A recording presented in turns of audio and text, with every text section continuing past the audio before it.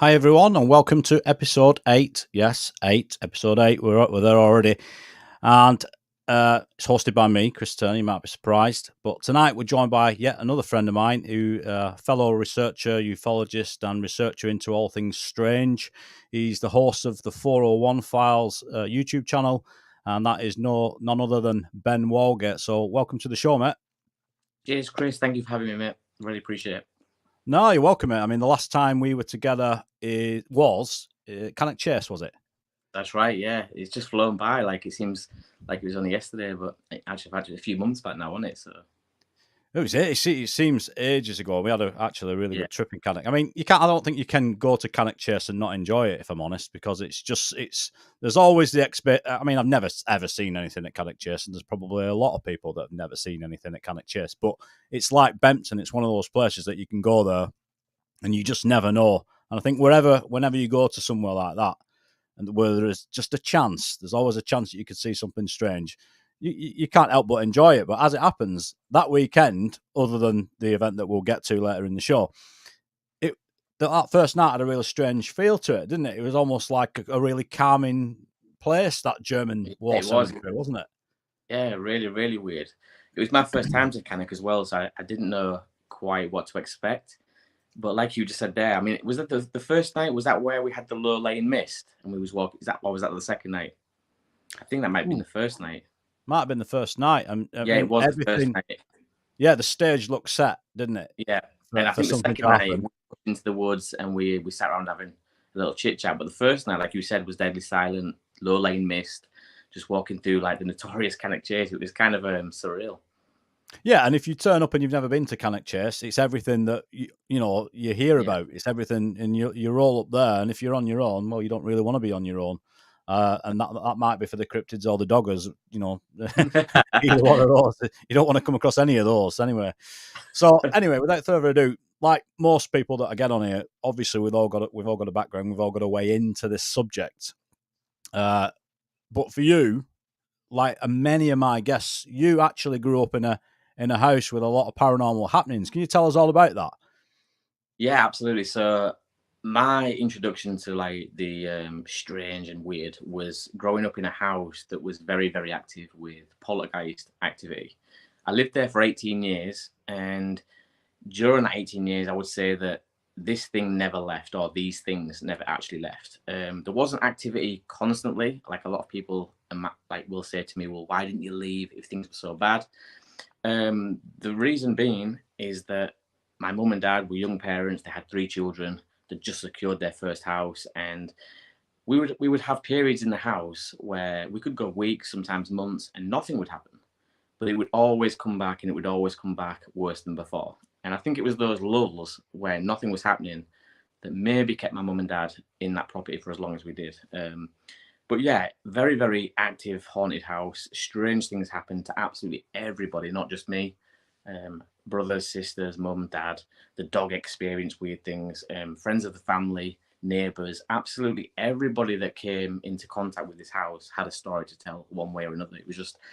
It was an eye opener. A lot of the really weird stuff that happened to me when I was really young, and so for me to try and make sense of any of that at that age of my life was difficult. But as I've got older, and I'm talking to people like my dad, my brother, and I'm looking back at some of the strange things, that's when I've sat back and thought, actually, that was a terrifying experience, really, really weird, and it just hooked me, like really, really hooked me into the strange and what is possible, what's not possible, and yeah, it opened my eyes massively into other things like UFOs and everything else. So what was the first? I mean, you might have heard something off a sibling or off your parents, but did you experience it directly in the house? I did. My first very experience of anything in the house, and before this, I'd never really heard anybody speaking about anything. My mum was going into, she was going to get a bath. My brother and sister were much older than me, so they were at school at this time. So there was literally just me and my mum in at the house. Dad was at work, and I must have been about four or five, probably about four actually. And she'd said to me, "Look, I'm going to go into the bath. I'm going to lock the door because your brother and sister will be home soon from school. Do you want to stay upstairs and play with some of your toys, or do you want to sit downstairs and watch the rest of this TV?" So I chose to sit downstairs and watch TV. And after about 2 minutes, got bored. Like any kid does. And I decided to turn the TV off. So I jumped off the sofa and I bent down in front of the TV to press the button off. And it was one of the old school TVs, Chris. You'll remember these where they fizzled out like it was static that would come up on the screen. Yeah. And I'm sat there now on the floor. I've pressed the button and all this static starts to speckle up on the screen. And I'm looking into this as it's fading out slowly to black. And as the static disappears, there is still something shimmering in the TV. So I turn the TV back on and back off and I watch it fizzle out again. And this thing's still there. And even in my young mind at that time, something didn't feel right. And something, I knew something was weird was happening. And I'm not sure how I knew that, but something just didn't feel right. So I didn't look over towards the door where this thing was in the reflection. So in the reflection, as I'm looking at it, this thing was behind me at the door, the living room door. And instead of looking directly at the door, I just carried on looking at the reflection in the TV. And I stood up and I walked back and sat down on the sofa again, still looking in the TV at this thing shimmering. And the only way I can explain what I was seeing is on a hot day when you look down the road, you see like a heat wave and the shimmer on the road. Yeah. If you turn that vertically, and you put like the shape of shoulders and a head on there, that's what I was seeing stood at the door. And this thing is shimmering. It's completely transparent and it's really, really like a bright white. It's not making contact with the floor. It's a few inches off the floor. And I'm sat there watching this thing at the door, just off to my left. And I'm trying to make sense in my mind of what this is. But again, being so young, it was mind-boggling to me. But anyway, this thing started to shimmer more and more violently. And it also started to grow in size. Now, I knew that by it growing in size meant that it was getting closer to me through the reflection. And it got so close that I quickly just snapped my head and looked directly at this thing because I thought any minute now it's going to just bump into me. And it glided up into my face really, really quick and really, really smoothly, just across the floor, glided straight to my face. I scrambled up the back of the sofa. I kicked all the cushions on the floor. I tried to scream, and this is the first ever time and only time in my life that I've ever experienced this. I tried to scream and nothing would come out. Like there was just no noise whatsoever. And I'm now not even looking at this thing anymore. I'm just concentrating on the door, trying to get to my mum. I've jumped off the side of the sofa, ran around the other sofa we had in the room at the time, and upstairs, brayed hell on the bathroom door, screaming for my mum at this point. I've managed to make noise now. And I can always remember my mum's reaction to this, because as a 4-year-old, 5-year-old kid saying that you've just seen something white gliding across the floor, her expression said everything. Like I knew that from her reaction to what I was saying, she knew that this wasn't just a normal everyday thing. And she was really worried. I could see that she was asking me more and more questions about this and trying to get more out of me. But that was the first ever time that I experienced something, and it really terrified me. Like, really terrified me. It was something I'd never experienced before or since. And as I'm getting older now as well, other people are experiencing similar things and seeing apparitions, things are moving. People are even hearing voices later on. And it just spiraled out of control. And I always say this whenever I talk about the house, is that when you watch these horror movies, like Paranormal Activity and others like that, they always show you a transition. It always starts with people seeing things in the corner of their eye. And then they might hear a bang, something might move.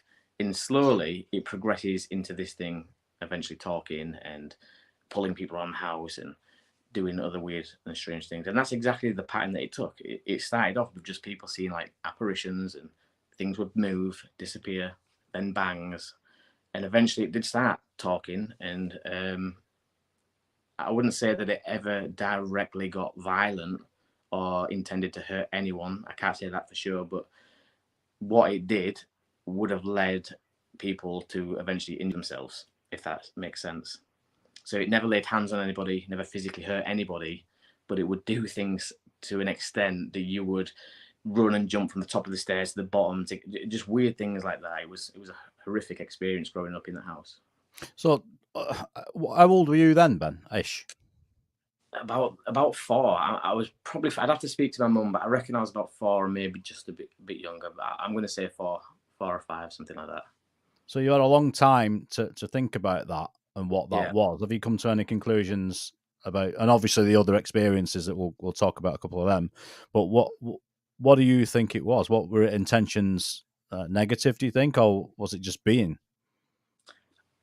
I honestly don't know. And now, as an adult looking back, and I think about what I've just described to you, this translucent, like heat wave thing, whatever it was, then I would have said ghost, but I don't know what that was. Like, that's not my idea of what a ghost should look like. I mean, I don't guess there is just one way ghosts can look, but to me, I don't know. It was weird, really, really weird. I mean, I've never heard anybody else say that they've seen a ghost that looked like a heat wave stood vertically with no feet.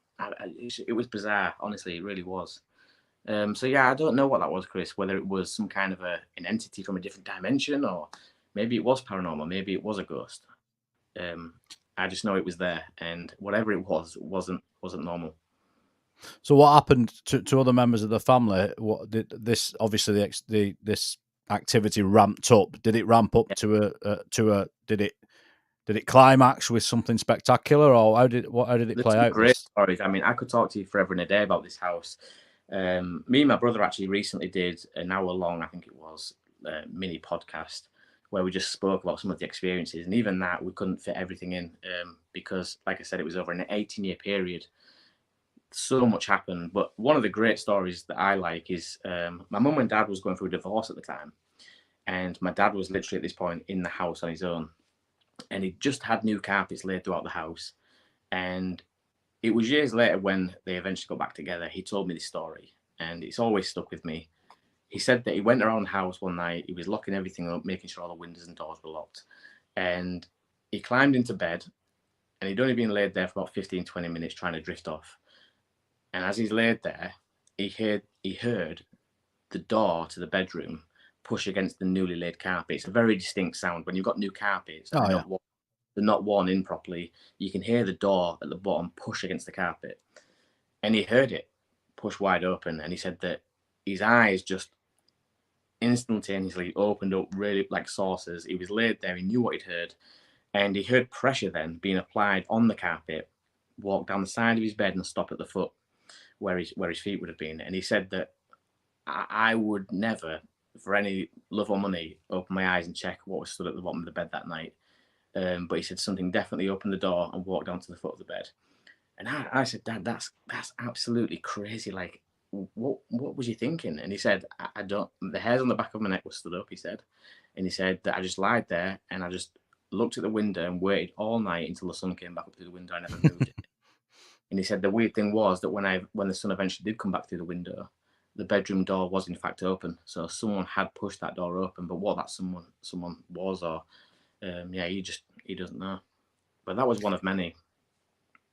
So, do you think this sounds more? Is it more of a haunting? Because I mean, in regards to poltergeist, I would say so. We had neighbours that were elderly, and as things started to progress, my mum and dad were getting more and more desperate to get answers and try and figure out what was going on. And at one point, we actually did get the house blessed with holy water. A priest came round, did some kind of a little ceremony in the house, and it worked for maybe a month, and then it just came back twice as bad. So, but we did have elderly neighbours, and my mum did start speaking to the neighbours, asking who lived there before us and did anything tragic happen in the house. And we found out that an old woman called Mrs. Bates had lived there. And she was an elderly woman. She was looked after by her son. She was still mobile. She could still clean the house and get around, but she was just very fragile and quite old. So he'd gone away, her son, on holiday one time. And he said, I'll come back. This is how the story goes from our neighbours. He said, I'll come back and check on your mum. I'm only going away for the weekend or whatever. I'll be back soon. And sure enough, when he came back to check on his mum, tried to get in, the door was locked. Or he thought the door was locked. So he quickly wrote a note out saying, Mum, I've been around to check on you. There was no answer. Couldn't get in. Let me know when you're okay. As he posted it, that's when he saw his mum at the bottom of the stairs. So she'd had an accident and fallen down the stairs. Nobody could get to her in time. And that's how she was discovered. But her name was Mrs. Bates. And so that's one person we knew that passed away in the house. And I'm not sure whether it was a few years before that or after, but we also found out that a priest had died in the front room as well, choked to death in the front room. So that's two people. My brother swears that he saw a young girl in the house at one point, so that could potentially be a third. So it was just chaos basically over the years. A lot of negative and dark things have happened. So often the case with a haunting, it's usually one soul, if you like, that I don't know the correct terminology is sort of stuck between, not gone down the tunnel of light for want of a Yeah, better phrase, that can't find its way back to source or whatever you want to call it. But this yeah, sounds a little bit different than that. This sounds perhaps like an actual haunted location rather than a spirit just sort of like trapped in the space between spaces. If yeah, again, if that's the potentially, right yeah. word. I mean, the area where it was an estate called Chapel Fields, and obviously back in the day, at some point, there would have been a chapel there, and the fields of the chapel would have been gravestones, and I see. I Okay. suppose deceased people maybe. So there could be a long list of people that are haunting the house, not just the three that I've mentioned, but the priest. Again, my sister's had not interactions, but she's had experiences with what she believes might have been the priest. So when she first had her son, and she was living back at home at this point, so my mum could help out. She said that she was washing the pots. This is my sister, and she'd put her son in the crib or the playpen in the living room. And as she's washing the pots, he's fast asleep, or she thought he was. And all of a sudden, he let out a really distressed scream, like he'd just hurt himself or had fallen or something. So she dropped the pots and she rushed towards the room. And she said that as I got closer to the door, he'd gone quiet. And every parent's worst nightmare, she started to panic. But she heard a man's voice humming a lullaby. And now there was only her, and that wouldn't be weird if there was someone else in the house, but there was only her and her son in the house. And she said again, I love my son to bits and I would do anything for him, but I would not go in that room. She said, I froze on the spot and I was listening to it. I heard it as clear as day. There was a man's voice or humming this lullaby, and he'd just gone quiet. And so, yeah, it kind of faded out. And then he started crying again. She went in the room, no one there. Really, really weird. So again, not a real mixture then of behaviours, really, nothing outwardly, blatantly negative or horrible, just Yeah, a I mean, haunting, I suppose. but then it changes at this point.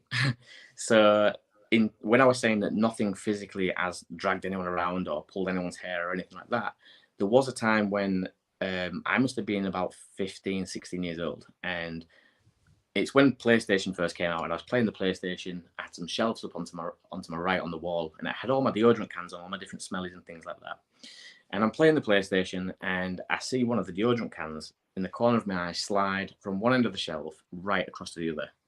So I quickly paused the game and I looked, and it was back where I originally put it. So now I'm starting to think logically, and I'm thinking I've been playing the computer too long. My eyes are getting tired. Maybe I've just thought I've seen that.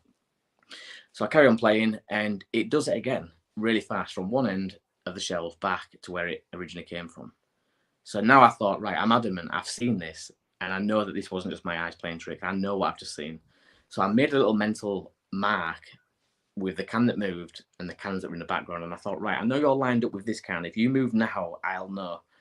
Carried on playing, and the can started to rock as if someone had just flicked the top of the can like a spinning top. You know when a spinning top's about to slow down and it gets that wobble? The can was doing that. And I don't know why I thought this, but I thought in my head, if I pause the game now and look, that thing's going to stop. So I paused the game and I quickly looked, and it was still doing it. And I couldn't believe that I was thinking, this is not how it's supposed to happen. You're supposed to have stopped, but it was still rocking, almost as if it was about to tipple over. And I'm watching this thinking, what the hell is going on? And all of a sudden, as it looked like it was about to finally tip for the last time, it shot off the shelf and hit me on the side of the face. Jesus. I jumped off my bed. I scrambled. I got caught in all the controller wires. I ripped the PlayStation off the shelf. I ran to the top of the stairs and I just jumped. I didn't even look. I jumped the steps and I landed in a big heap at the bottom. My mum and dad came rushing out of the living room, picked me up. What the hell's going on? What are you bloody doing? Kind of. They were stressing out because I just jumped from the top of the stairs. They probably thought I was messing around. I'm trying to explain to them what just happened to me in complete frenzy. And again, it's one of those things that I look back on and I think, that makes no logical sense. Things like that should never happen on their own, but it happened. And again, if I could get you to speak to my mum and dad, they'd confirm all of this. That happened. I jumped from the top of the stairs. This deodorant can hit me. It was just bizarre. And as if all that wasn't enough in your school days, yeah. Off the topic of hauntings and ghosts and whatnot now, you're now on a school trip. I don't know what age you were, a few years later, wasn't it, this? Yeah, I was 7, 8 years old at this point. and now you encounter something. Well, we'll say out of this world, but we don't know for sure. But we saw something absolutely bizarre, didn't you? So tell us that story. So it was actually with Cub Scouts. I've always been into the outdoors, and I was always like a keen member at Cub Scouts. We used to go away every summer. We'd go away for the weekend, do these camps at these various locations. And one location that we used to always go to was a place called Snowball Plantation. Anyone involved with Scouts or Cubs will definitely have heard of this place. And we'd gone to Snowball Plantation for the weekend. Everything went absolutely fine. There was no problems. I never saw anything in the woods while I was there. And it was on the way back. We got on a minibus, and it was a red hot day. I remember this. Red hot day, red hot summer's day. We're on a minibus, and I'm sat at the back with one of my friends from Cubs. And the Cub Scout leader at the time stepped in the middle of the bus and said, "Look, we're going to stop for a toilet break. If anyone wants to jump off now for a wee, this would be the time to do it, because we're not stopping again once we set off." So I jumped off the back of me and my friend at the back of the bus. We jumped off, and we were just stood at the side of the road, basically. And where we was a little small embankment. It was only a bit higher than waist height, probably, but it was enough that once you went up it, you could see further into this densely wooded area. And I'm stood there about to take a pee with my friend, and I thought, at that age, I'm not standing shoulder to shoulder peeing next to my friend. So I decided just to walk up this little small embankment. I thought, it's not a big deal. I'll go stand up there and take the pee up there. And as I got up to the top of this embankment, I'm now looking around in this wooded area, and I see this broken down, derelict building. It was like a brick shed. It wasn't like a house or anything like that. Nothing huge. It was just a brick derelict shed. And I could see that bricks were missing. Ivy was growing all over it. And I thought it was really weird. I just thought, I wonder what part of something else that was at one point. Maybe it was somewhere where someone stored tools, but the house has gone. And I was just trying to figure this out in my head, because it just didn't make sense that this old brick building was here with nothing else around. And as I'm looking at this, I saw something move. Now, I can't remember exactly if it was to my left or my right. I'm guessing it was to my left. But I saw something move in the woods, and it wasn't a great distance. It was less than probably about 20 meters away. And I looked over to my left, and I saw this creature with a very small head, two over proportionally sized arms that came past the knees, and it walked with a stoop. Now, I say it walked with a stoop. It might not have done. It might have just been crouching over to stay hidden or keep a low profile. But that's how I saw it. And it was olive green from head to toe. And this thing looked at me. And I looked at this thing. And I just thought it was a joke. I remember even now the feeling that I got, because the Cub Scout leader was always playing jokes. And I just assumed in my, again, young mind that this was a prank. And I didn't want to become a victim to this prank where everyone would laugh at me back on the bus. So I thought a bit of reverse psychology. I thought I won't mention it. And then the joke's on them, because they've wasted the time and they've gone through all this effort to pull a prank on me, and I didn't even see it. Yeah. So that's what I did. I got back on the bus and I waited for people to say, "How we got you? Did we scare you?" And I waited and nobody said nothing. And I got all the way home. My mum was there in the car waiting to pick me up, and got in the car. "How did it go?" "Yeah, it was brilliant." "Did you enjoy yourself?" "Yeah, it was good." I never mentioned anything about this. And the weird thing is, I forgot all about it. I never mentioned it to anyone. I never spoke about it. I never researched it. It was like it was just never part of my life. I just totally forgot it. And then when I was in my mid to late 20s, I was at work, and there was no reason for this to come back to me at all. I wasn't reading anything into UFOs at this point. I wasn't researching anything about extraterrestrials. I was just at work as a parking hose in a car park, and bam, it hit me. It hit me like it happened yesterday, and I remembered everything. I remembered the way it looked at me. I remember getting off the bus and walking up the hill. I remember we had this moment where we saw each other, and I got back on the bus and waited for everyone to say how we got. I remembered everything, and I still don't understand to this day why such a large period of time went by where I never mentioned it, never spoke about it, but it happened, and I don't know what this thing was. And it only happened in my recollection of things. When I look back at that scenario, it only lasted maybe a few seconds, like me making eye contact with this thing as it was walking through the woods and it looking back at me. But one thing that's always fascinated me was it wasn't scared. Whatever this thing was must have known that I wasn't going to run away. I wasn't going to run away with my arms in the air screaming, I've just seen a green creature or an alien. It must have known, because it kind of looked at me and then looked back in the direction it was walking and carried on like it was nothing. And I always wonder now how it knew that. How did it know that I wouldn't freak out? It's such a surreal experience. And again, after this came back to me, I did start researching then but I didn't know what to type in. I knew I saw something green. I knew it was on 2 feet. I knew it was on 2 feet, but I didn't have the words to use. So I just typed in green man, and I got a load of different things. And then eventually, as I'm scrolling down, something did pop up, and it was almost identical to what I saw. And people were calling this a reptilian. Ah, all right. So we've got an image here of this is sort of like Dale's part of Dale Russell, the is part of his thought experiment. This is similar to sort of what you saw. Is it this? It's almost identical. That is exactly what. If I saw that in a lineup, a police lineup, I'd pick that out. That is what I saw. I mean, the colour on the belly might be slightly different. I mean, there's a tinge of yellow there. What I remember seeing was more olive green from head to toe, but that is pretty much what I saw, yeah. Yeah, and it's absolutely about that height. I mean, difficult to say. A long time ago, you were a kid, and it's difficult to gauge size, isn't it? So this thing's average height, relatively just slender like that. Just such a bizarre thing to witness as well. And I suppose at the time, what I was going to say is, you were terrified, and the trauma was what made you put that in a box inside your mind for all this time, or until you remembered it that day. But I suppose that didn't really happen. I mean, at what point did it dawn on you that this wasn't a joke? Probably when I got back home. I mean, I expected on the bus that someone would say something, whether it be one of my friends or the Cub Scout leader. And then when that never happened, I, for some strange reason, then assumed that my mum was probably on it, even though she'd not been there all weekend. I was waiting for her to say, her to say something, and she never said something. And so it kind of just, all right, okay, it's nothing. And I'm assuming I put it to the back of my mind. I mean, you hear a lot of these stories where people say their memories were erased. I'm not saying that's happened, but for whatever reason, I just never ever remembered it until, like I said, my mid to late 20s. And at that point, then I realized that. I mean, it was more vivid than any memory that I've ever had in my life, even down to the smallest of details. Like, I can remember looking at this thing walking, and at the time it was a red hot day, and there was these little white flowers growing up through the wooded floor.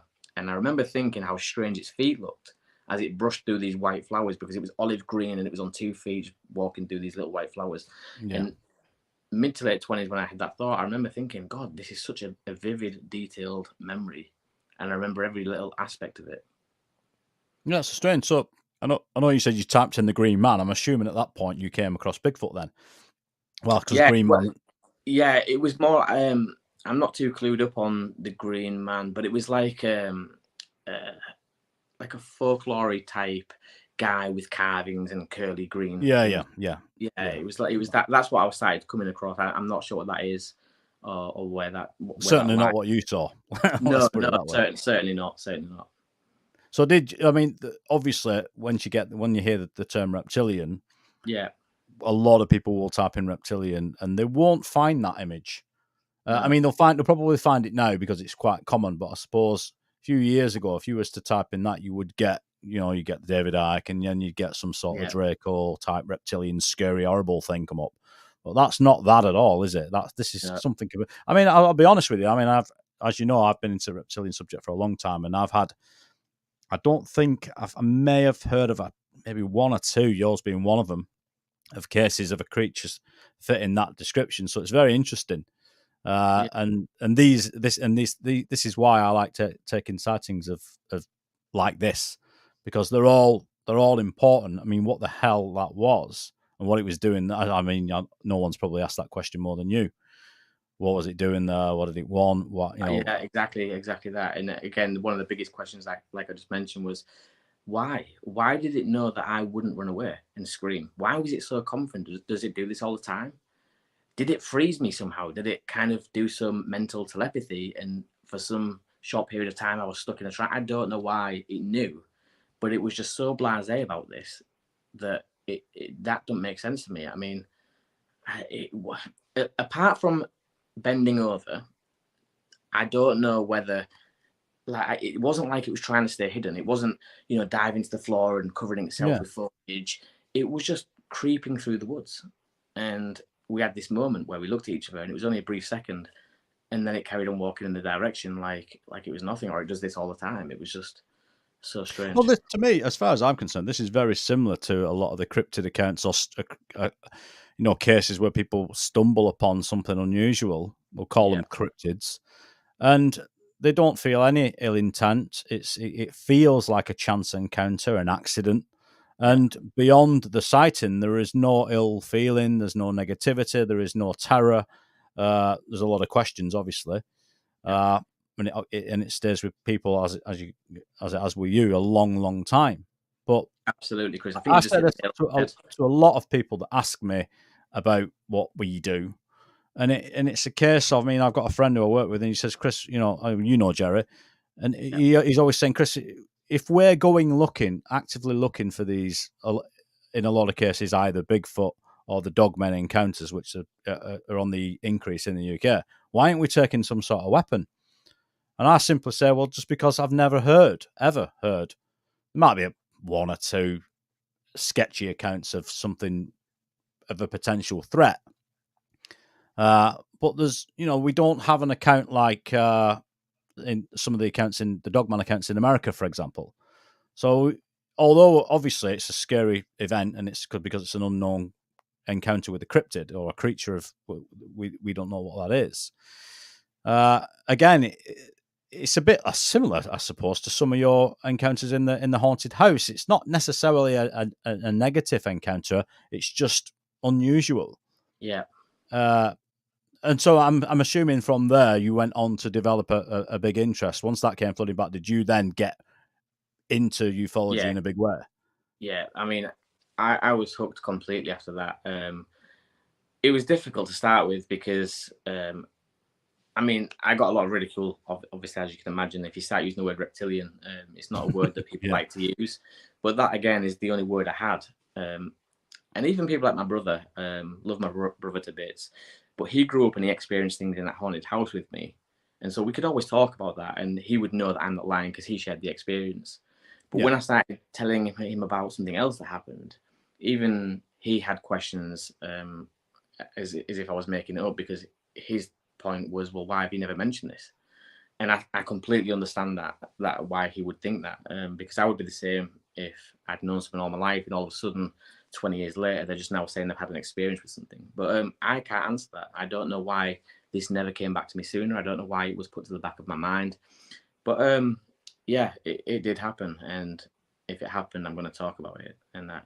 So after that, how soon was it that you started your investigations with the 401 Files YouTube channel? It was probably about 2 or 3 years later, or something like that. I was sat around at my brother's house, and again, as we always do when we get together, we were just recapping on some of the things that we found strange in that house, and he was telling me some of his stories. We were just basically going back and forth, like, two guys when they've had experiences, and what do you think it was, and why did that happen? And at that point, I think we were both into photography and getting out, just filming little short videos. There was nothing special. We wasn't even talking in these videos.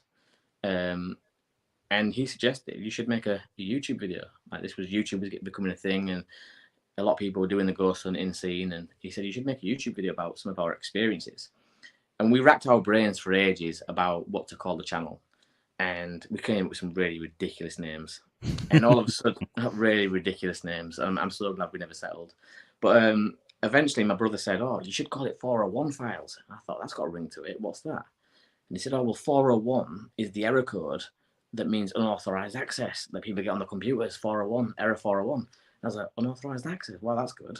So he thought of the name, and I just kind of ran with it. And that's where it started. But the plan was the files bit, the 401 Files, came because what I was supposed to do was talk about files, like things that have already happened in the past, Roswell, Rendlesham. But the more I got out there to talk about these things, and the more I started exploring and having experiences and new ideas and thoughts on the subject, I thought, I don't want to talk about past things that have happened. I want to get out there and I want to explore for myself and try and experience something if I can. And it kind of just, that took over. That became the videos that I made from then on. So who were the sort of researchers up your neck of the woods? You're from Yorkshire, aren't you? From York. Yeah. Who were the researchers, obviously, that were prominent in your neck of the woods, and are they the guys that you went on to speak to? Yeah, the most famous or most the guy that most people know about is obviously Paul Sinclair. He's not far from where I live, operating on the East Coast, Bempton and Flamborough Head, places like that. A lot of people listening to this will know of Paul, good friend of yours as well, Chris. And I started listening to podcasts and heard Paul speaking on a few of these.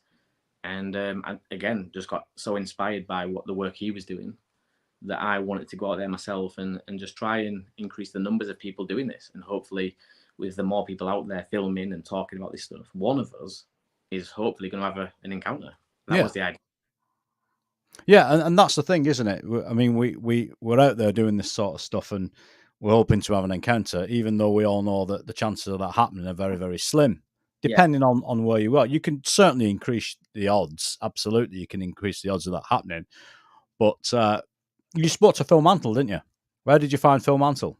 Because he's a bit of a legend, isn't he? Really, in the world. Philip's a great guy. And to be honest, I never expected that he would give me the time of day, just as I didn't with like yourself and Paul and all these other people that have been so helpful to me along the way. And because you are the guys that I've looked up to, and trying to reach out to you, and you taking time out your busy schedule was unthinkable for me. But yeah, I reached out to Philip Mantle. I found him on the internet, and because I was working on I'm working on a documentary. I thought he'd be a great person to have in it, and he was just so helpful. Like, he was, get yourself down here. I'll speak to you. I've got loads to talk to you about, and I'll tell you a few things. And he couldn't do enough. And I met him on the internet. Basically, he invited me over to his house, and I went there and spoke to him. Oh, cool. I mean, every time I must try and get him on the show, because every time I hear Phil speak, you realise that, probably similar to Paul and similar to people like Malcolm Robinson as well.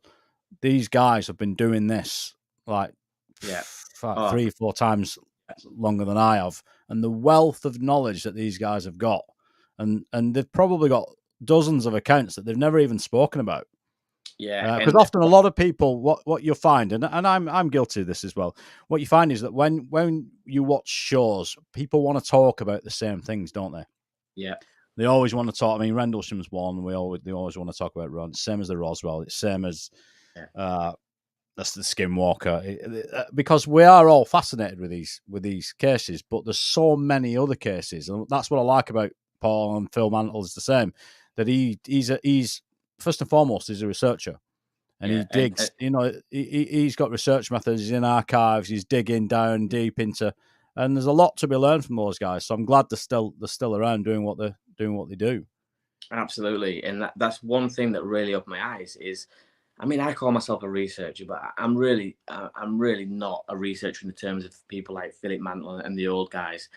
When Philip was telling me what he used to do, he actually had a go bag, a bag that he would grab on a moment's notice and go out to these places where reports were coming in from. And in this bag, he said that he'd have a notebook. It was the really old school way of doing things.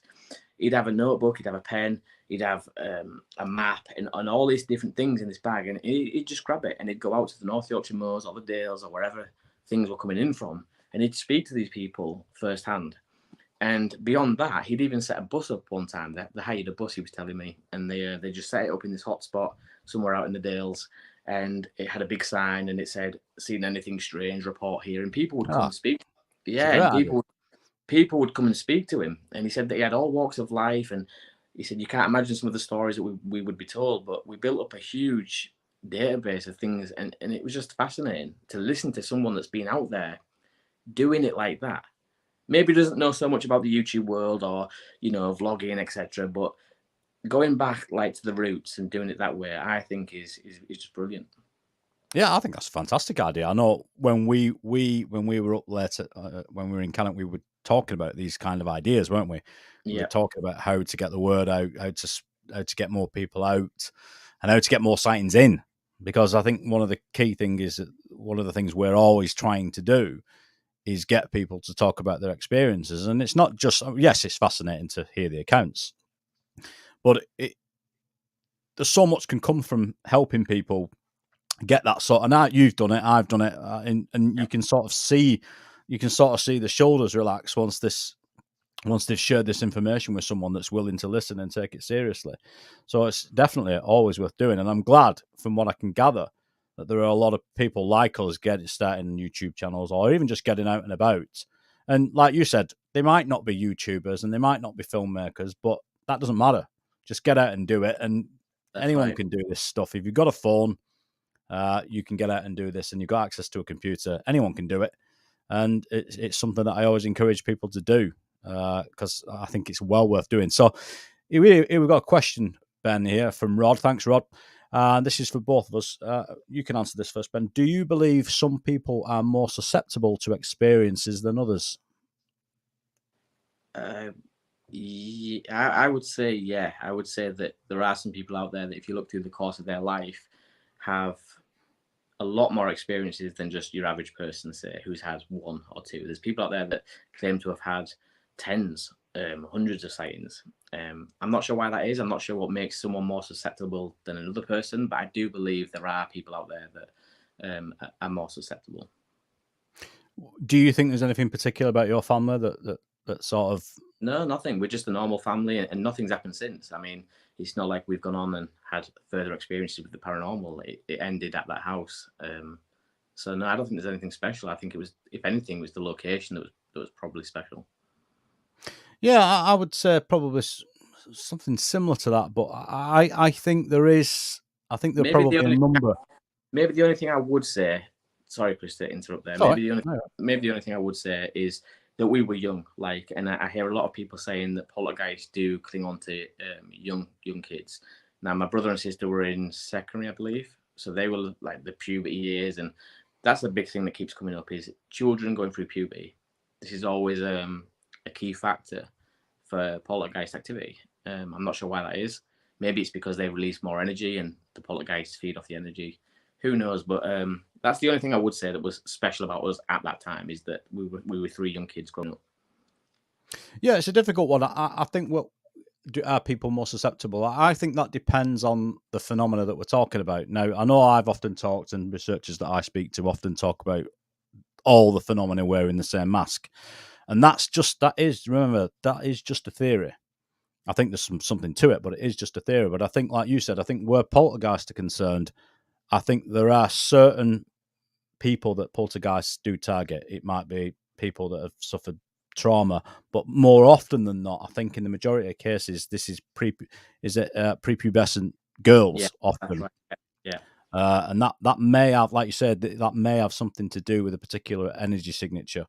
Not in all the cases, but I think some of the guys like Steve Mera and Barry Fitzgerald and other guys, and probably Malcolm Robinson's probably a guy to speak to about this, because he's investigated a couple of poltergeist cases. Yeah, and in regards to the ET activity, a lot of the cases, certainly more than 60% of them that I've looked into, have been in houses or homes or people with lives that have suffered a lot of trauma. And that it can be trauma from abuse, it can be trauma, self-abuse, it could be drugs, some sort of addiction, or it could be a lot of this stuff could just be the environment that they're in. So I think there is something to be said about, again, back to energy signatures. I think there's something to it. And with the ETs, I also personally think there's some connection. There's a DNA element to this. And that is why in a lot of cases you will hear the German lineage, you will hear a royal lineage connection, often Freemasonic connections, lineages that go back to, we'll call it royal blood, but you get the idea, you get where I'm going with that. So yeah, I do think there are certainly triggers. And I think there's a lot more research to do. And this is why it's great that all this stuff now, especially with these latest UFO revelations, I think this is going to open the door for more people. Because although it's very common now that a lot of people will discuss this quite openly, it's going to become even more common. So I think in the next year or two, we're going to be flooded with accounts.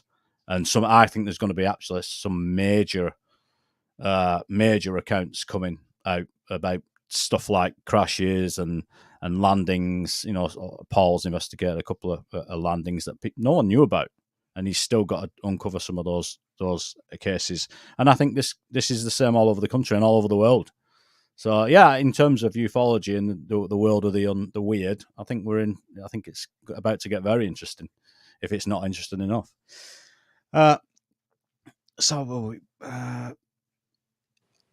When I started my YouTube channel, I'd got into the filmmaking beforehand, and I'd made a couple of documentaries, and I'd spoke to people like David Icke and other researchers, Adrian Gilbert, the guy that did the book with Robert Bivall about Egypt and the Stargates and all the rest of it. But did once you started the channel off, people now started coming forward with their accounts to you privately?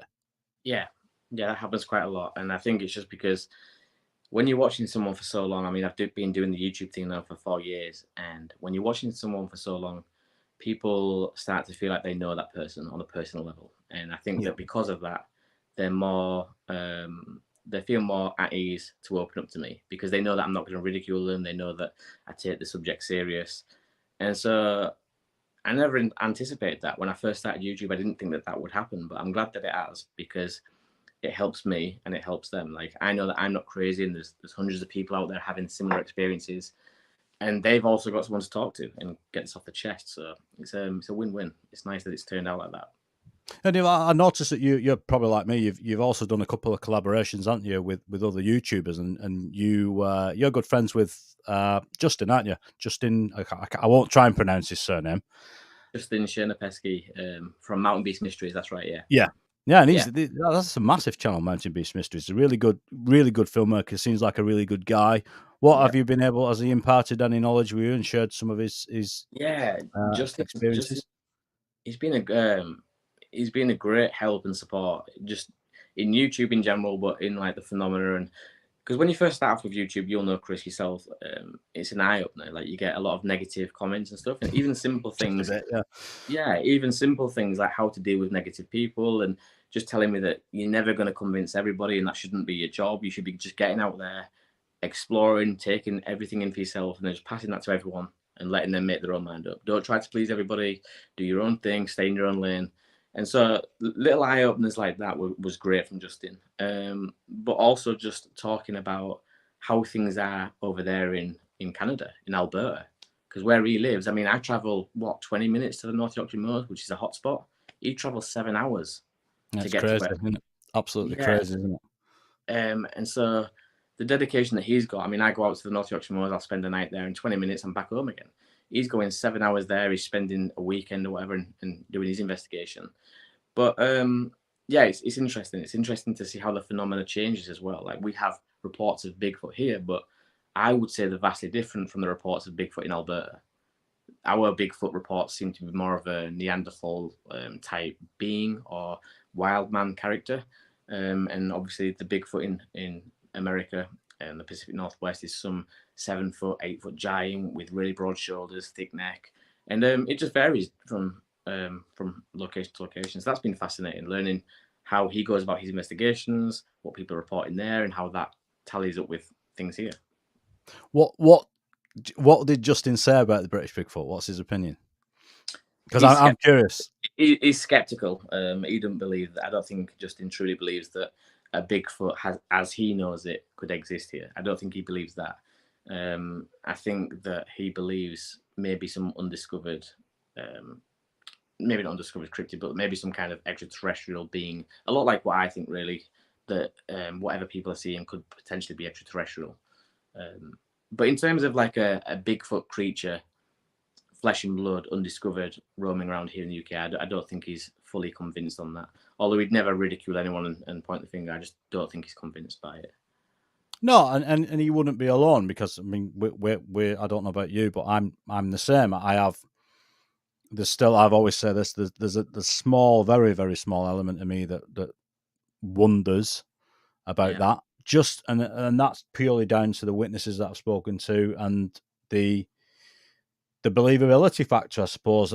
You know, it's different than reading. This is one of the dangers of the internet, I think, that when you're reading an account on some forum or some guys on YouTube, some one of these channels that just read stories. Some of them are really good, actually. And they're just reading these accounts out. Sometimes they'll sensationalize those accounts, but when you hear the account in person, they're like chalk and cheese.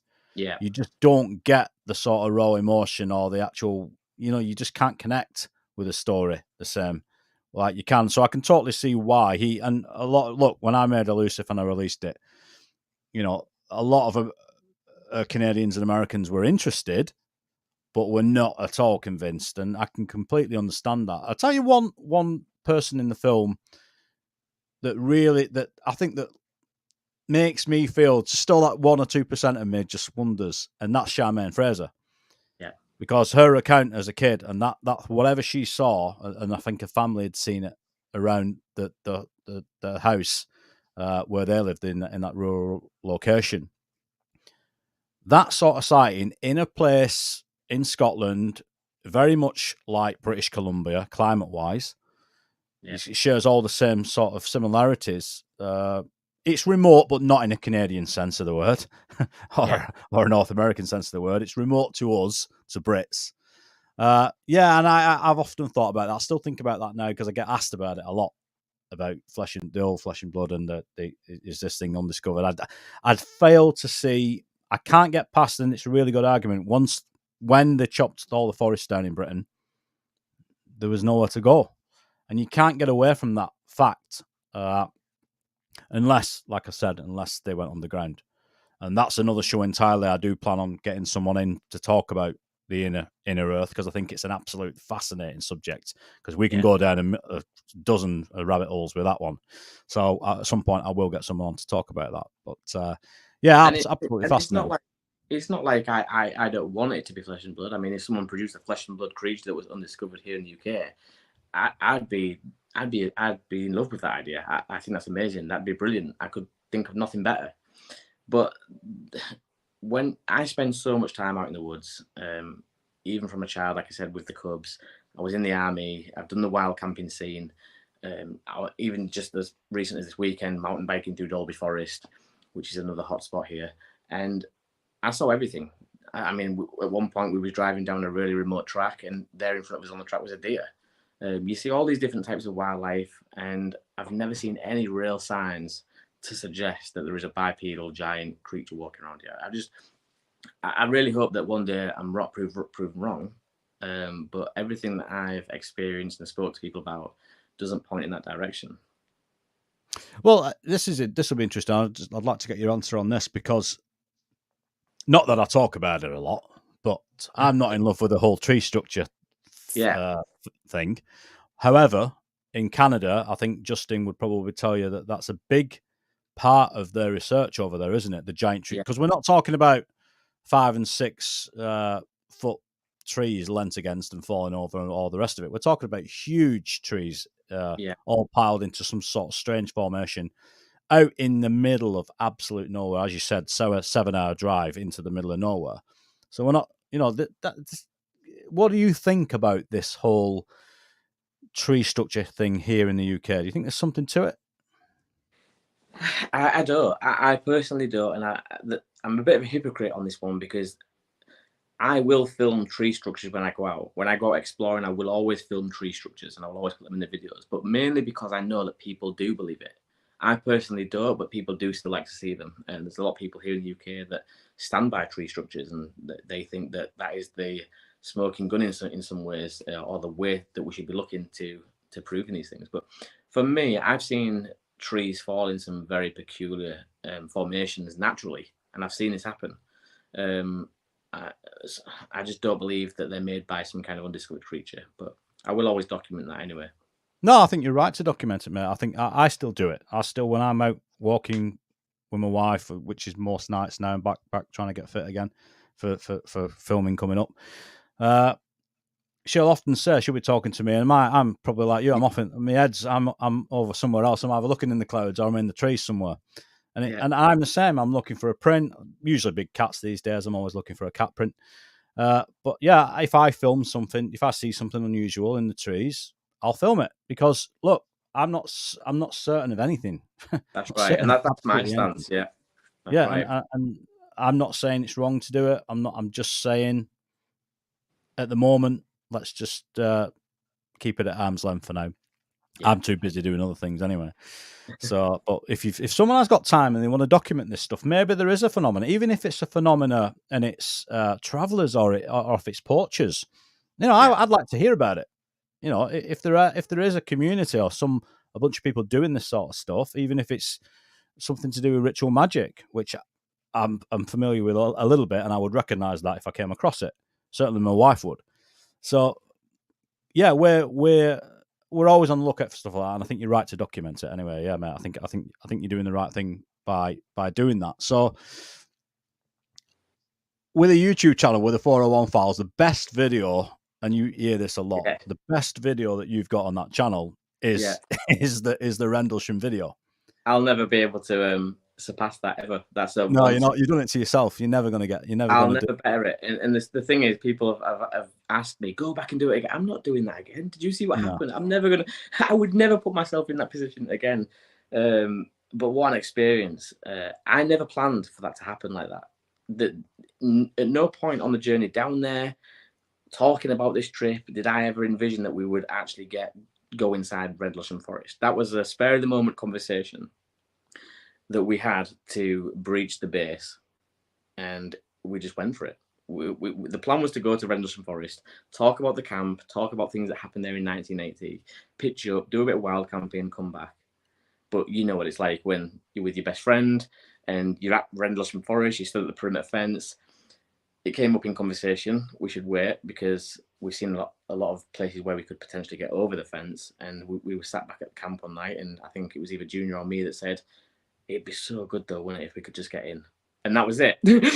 that one joke that was said just so lightheartedly became a let's do this. And we went from there. So I said, okay, if we're going to do this, we need to do it at dusk. We can't do it at night because we won't pick anything up on the footage. I don't have no lights, and we can't have lights on in there.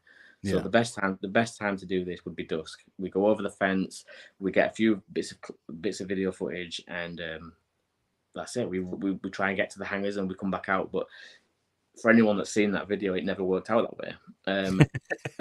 It never worked out that way. We got over the fence and the adrenaline's going, my heart's pumping like mad.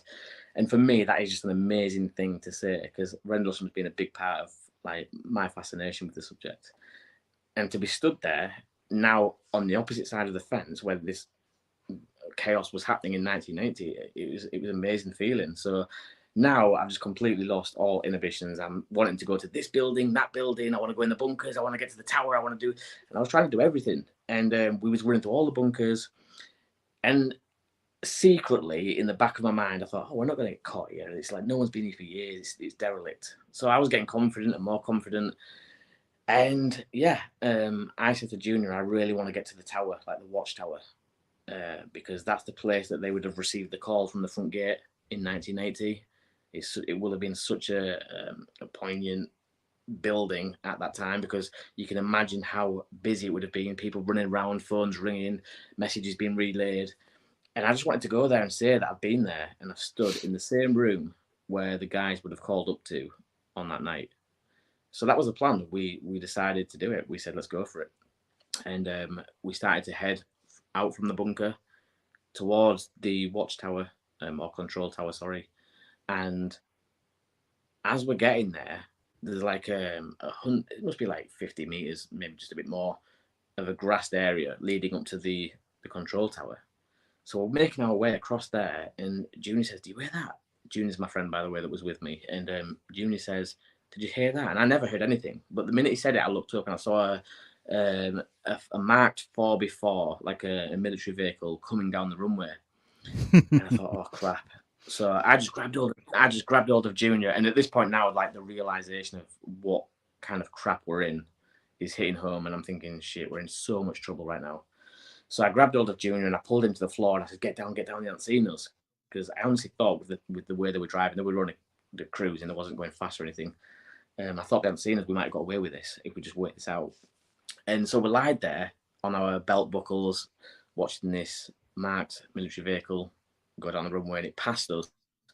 And I'm not sure if they were on walkie-talkies and someone was saying, "You've gone past them, you need to turn around," or if they'd just actually seen us. But they turned around, they basically slammed on and they reversed, but they reversed in a way that you've been seen at this point. It was a real foot to the floor, reverse, span the vehicle round. And I said to Junior, "Nah, let's not wait this out. We've been seen. Get up, let's go." So we both jumped up and decided to run for it. But the thing is, when you're in there, it's so disorientating. Like, once you started going through one building, in another building, Yeah. you're not keeping track of where you've come from. You're just having so much fun, you're excited, and you're just going, let's go to this point, let's go to that point. And so when I turned around to run, my idea of which way we came in was different to Junior's. Junior went left and I went right. But as he went left, I'm thinking, where the hell's he going? Like, he's totally got confused here. And Yeah. I went right. And it turns out it was me that got confused, because the way I went was into a dead end. There was no way I could get out. There was an old barbed wire fence that must have been about 6 feet tall, really old rusty barbed wire across the top, and about 5 foot up against the fence was just brambles and nettles and really thick foliage, and I couldn't get through it. I knew I was not going to get through it, so I just decided to dive into a bush. And I thought, I'll just dive into this bush, and that's the only thing I can do. I'll try and wait this out, hoping that maybe they've gone for Junior. And I know that sounds bad because he's my friend, but I'm thinking maybe he's taken the heat and I can get away with this. And so I dived in this bush and I'm lied there, and I can hear the vehicle door opening and shutting.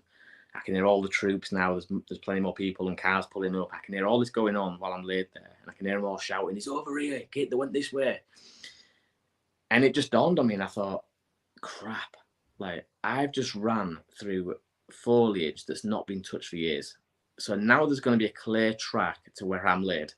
They're just going to come in they're just going to follow this direction where they saw me run off, and they're going to see this path coming through this brambles and nettles, and they're going to follow me right to where I'm laid.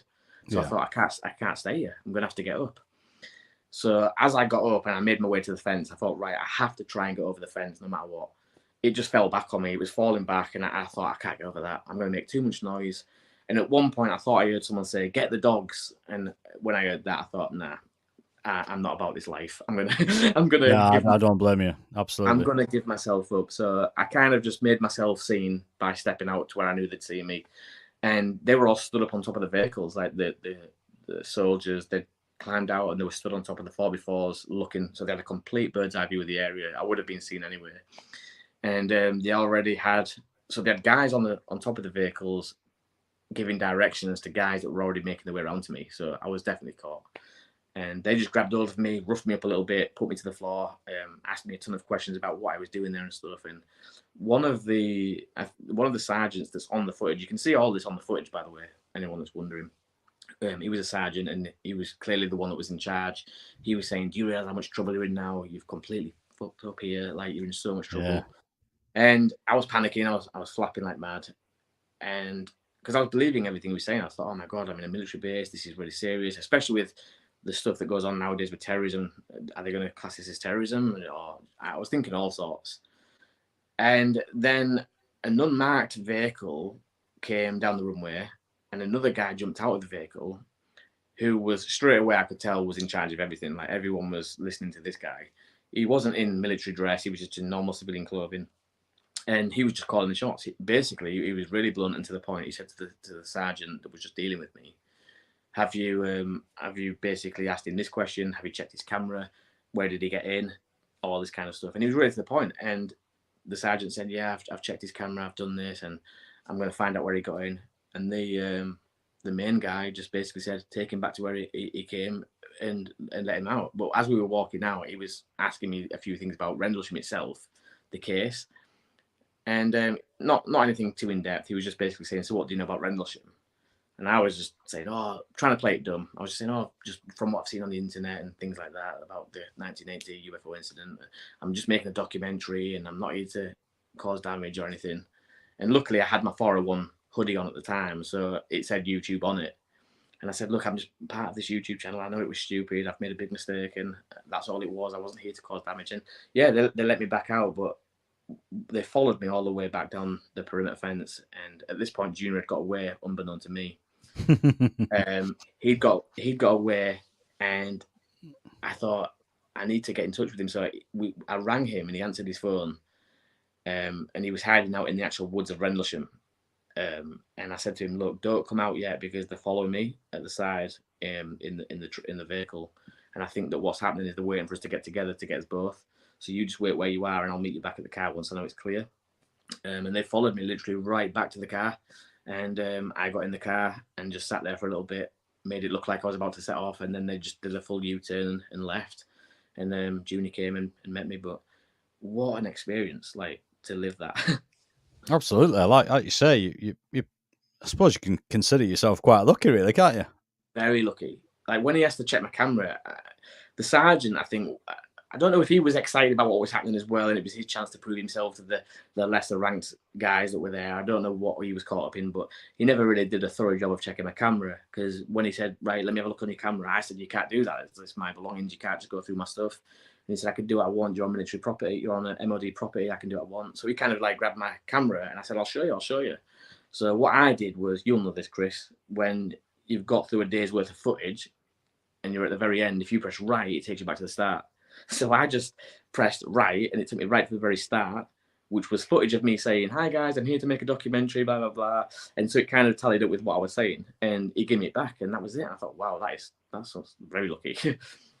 Yeah, it's an absolutely great video, and I know you've added a bit of music in there, a bit of tension in that, but I think you've done a really good job on it, because I think there's obviously a reason that's the most popular video on your channel. So if anyone watching this hasn't seen that, go to Ben's YouTube 401 Files channel and check the Rendlesham video out, amongst the other videos as well, because and we're going to get to that to what you're up to now very shortly. But for now, Lorraine, can you put a couple of questions up on screen for us, please?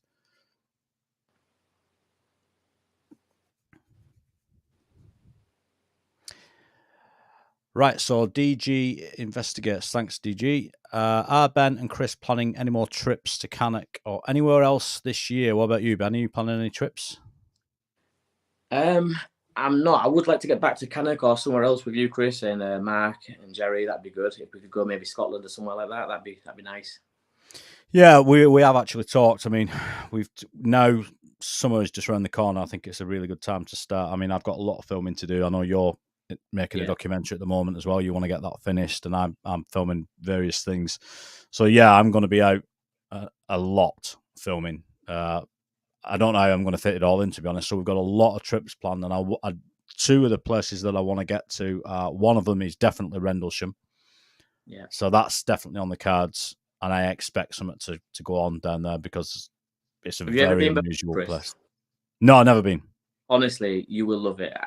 I had doubts going down there, and I thought a lot of these places where you turn up to, it's all hype, and you've been to bigger or better places. But Rendlesham was absolutely everything I expected. The woods itself is massive. Even if you're nowhere near the base, the Rendlesham woods itself, and it's so freaky in those woods, because you see it on the video, Chris. There's people camping out there. Like, you can just see that people have packed up their life, pitched up in these woods, and they're now living rough in these woods. And we found an abandoned shelter that someone had used. There was a mattress on the floor. There was a Bible by the side of the bed.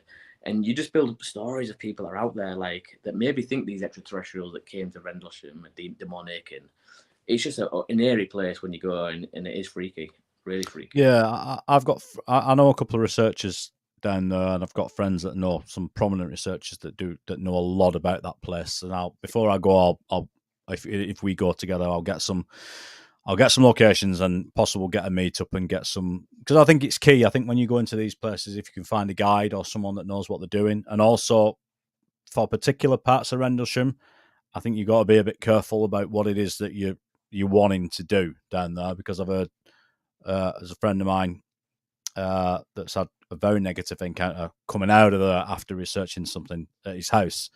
So, we know that these, I think it's called the hitchhiker phenomenon nowadays. I think people call it these. You experience something in a location, and that somehow they have again, back to energy signatures, they have an ability to sort of attach themselves or follow you to wherever. Yeah. And that can be, people think this is hocus pocus. It's not. It's absolutely true, and it's dangerous. And actually, I know you've come across this in your research. You've come across the old ritual magic in some of the locations that you've researched, and I know for a fact that that is going on in there.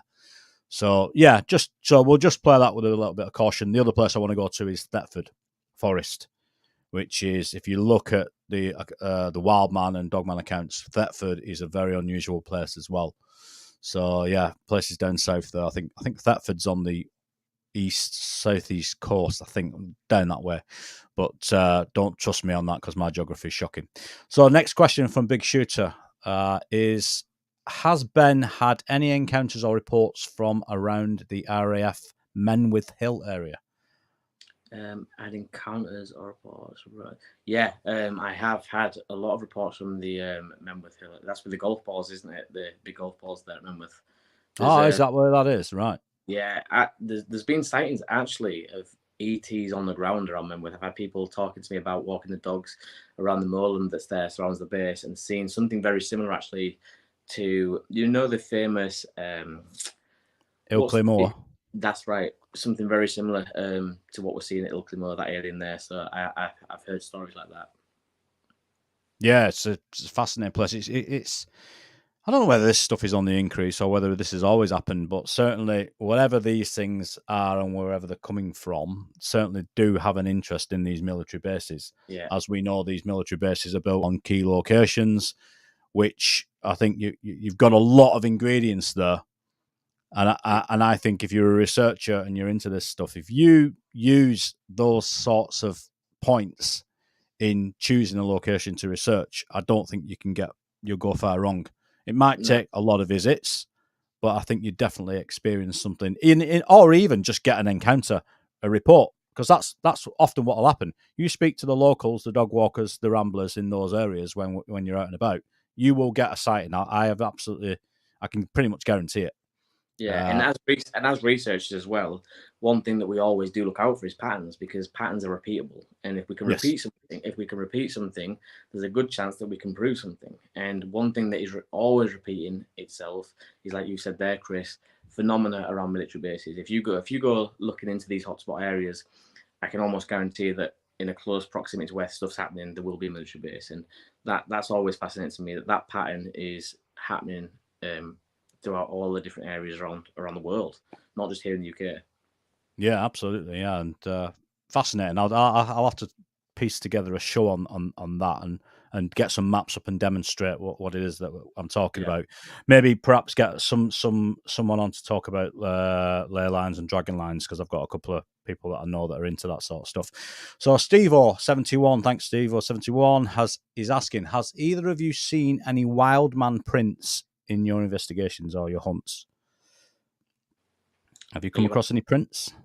I've come across prints. Again, it's the same scenario as the tree structures. I'm not sure if I'm 100%, but if I do see something strange, I'll always document it, because it's not all about me, and there are people out there that do believe there are prints here in the UK. So yeah, I've seen and taken pictures of some very strange things that look like prints. Would I bet that they're from some kind of undiscovered cryptid or extraterrestrial?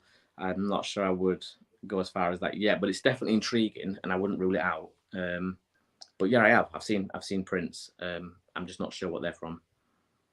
Yeah, I mean, I people who follow me or watch my YouTube channel will know that I've come across a couple of prints, and I recently, a few months ago, someone wrote to me privately and told me that they must have stumbled upon my video, and they said, look, I know for a fact that I know a guy personally that is running up there in those 5-toe shoes things. Yeah. And at the time, I suspected that that's what it was. I thought it was unusual. Absolutely, I did think it was unusual. Because at the time I was quite heavily into the cryptid stuff, and my mind was open to all possibilities at that stage, and still is to a degree. So yeah, I mean, I'm glad I was as cautious as I was, because I was right on that particular occasion. But if you look at UFO landings, or big cats, whether these UFOs are from this dimension or not, they're still leaving prints in the soil and marks in the cornfields and all the rest of it. So it's highly likely that whatever these things are, they're going to leave prints and markers, hair, whatever, DNA. So yeah, I'm always on the lookout for that. It's just the same. I mean, my head's either up there or down there.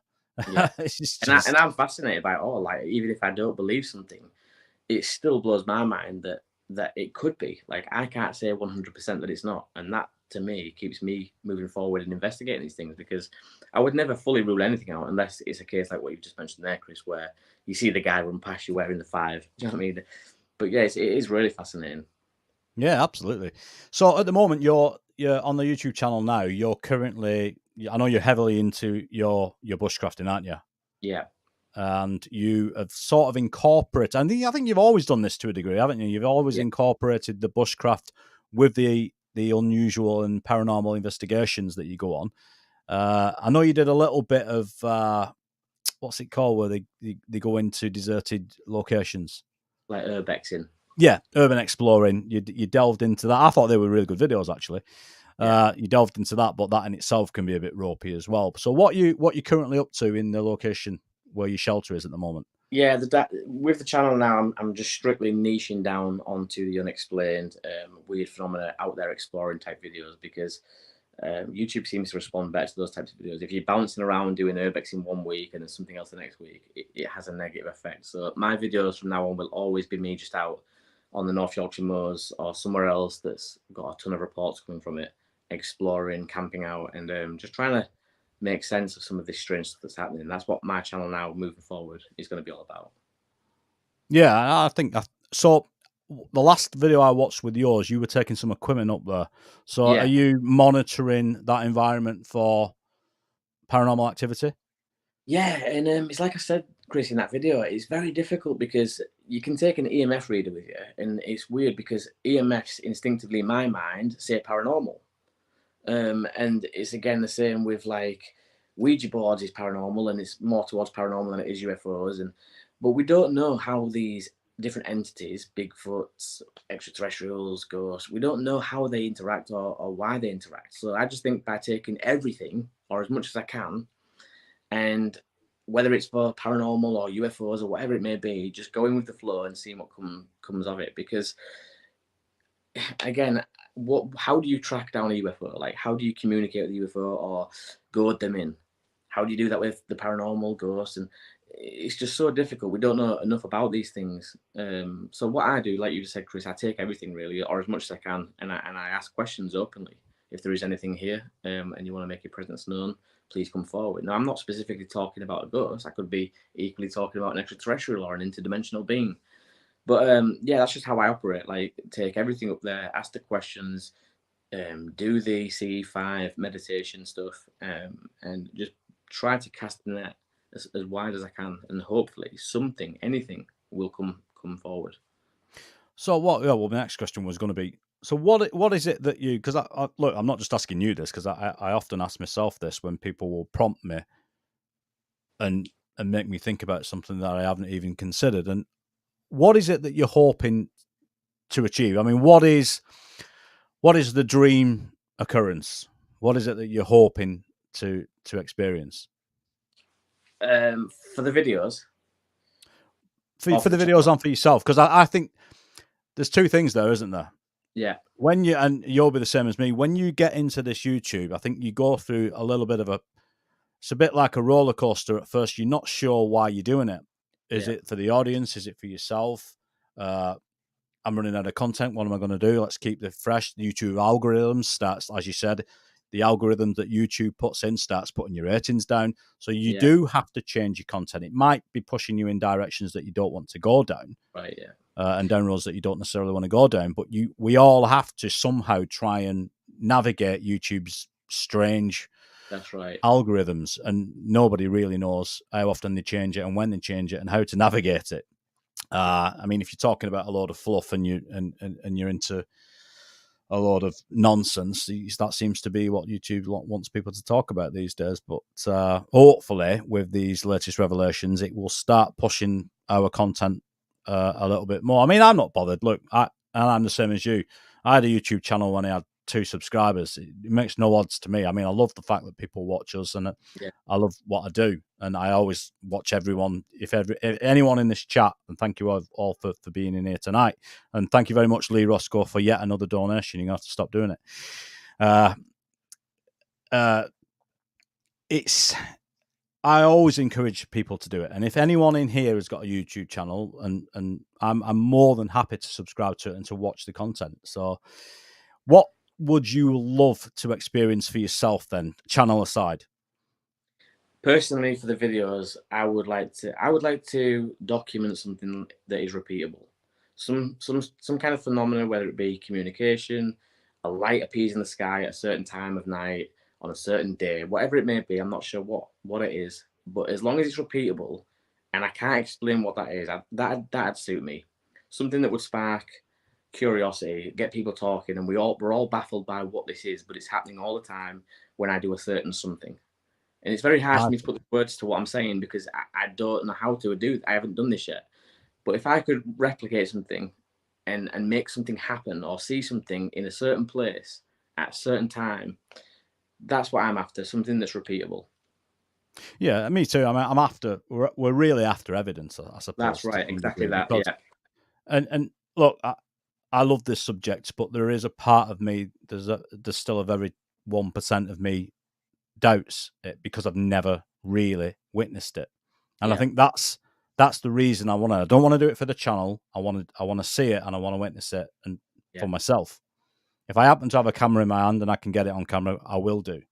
But from what I understand and from my own experience, a camera can be the one thing that it limits that interaction that we're craving. And the other part of the question, Ben, is do you have any fears about doing that? Yeah, I do. I try to tell myself that I don't, but I do. Just because I know the reality of it, and it's all fun and games when you're getting out there and you're trying to gain subscribers and you're trying to bring a community of people together. But the reality of it is, like what Steve Merry said to me that day, Chris, when I came to see you, is that these things are very real.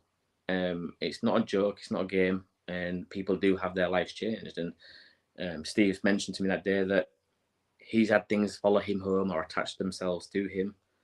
And when you think down those lines and you take the YouTube and the fame and the subscribers or whatever else it is, because none of that really means anything, you could be the one that's left with something life changing.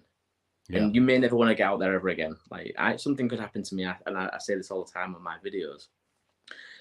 Something could happen to me that makes me never want to pick up a camera again, because that's how severe it is. For some people, their lives have been dramatically changed to such an extent that they can't ever enter the woods again. They can't ever speak about these subjects, and that is the risk that I take. And again, I think that only comes about because of what you just mentioned. That there's a part of me that thinks it won't happen to me. So there is a fear there. Definitely, there's a fear there that could happen, but at the same time, there's also that side of me saying it won't happen to me, and I think that's stupid, but it's what keeps me moving forward.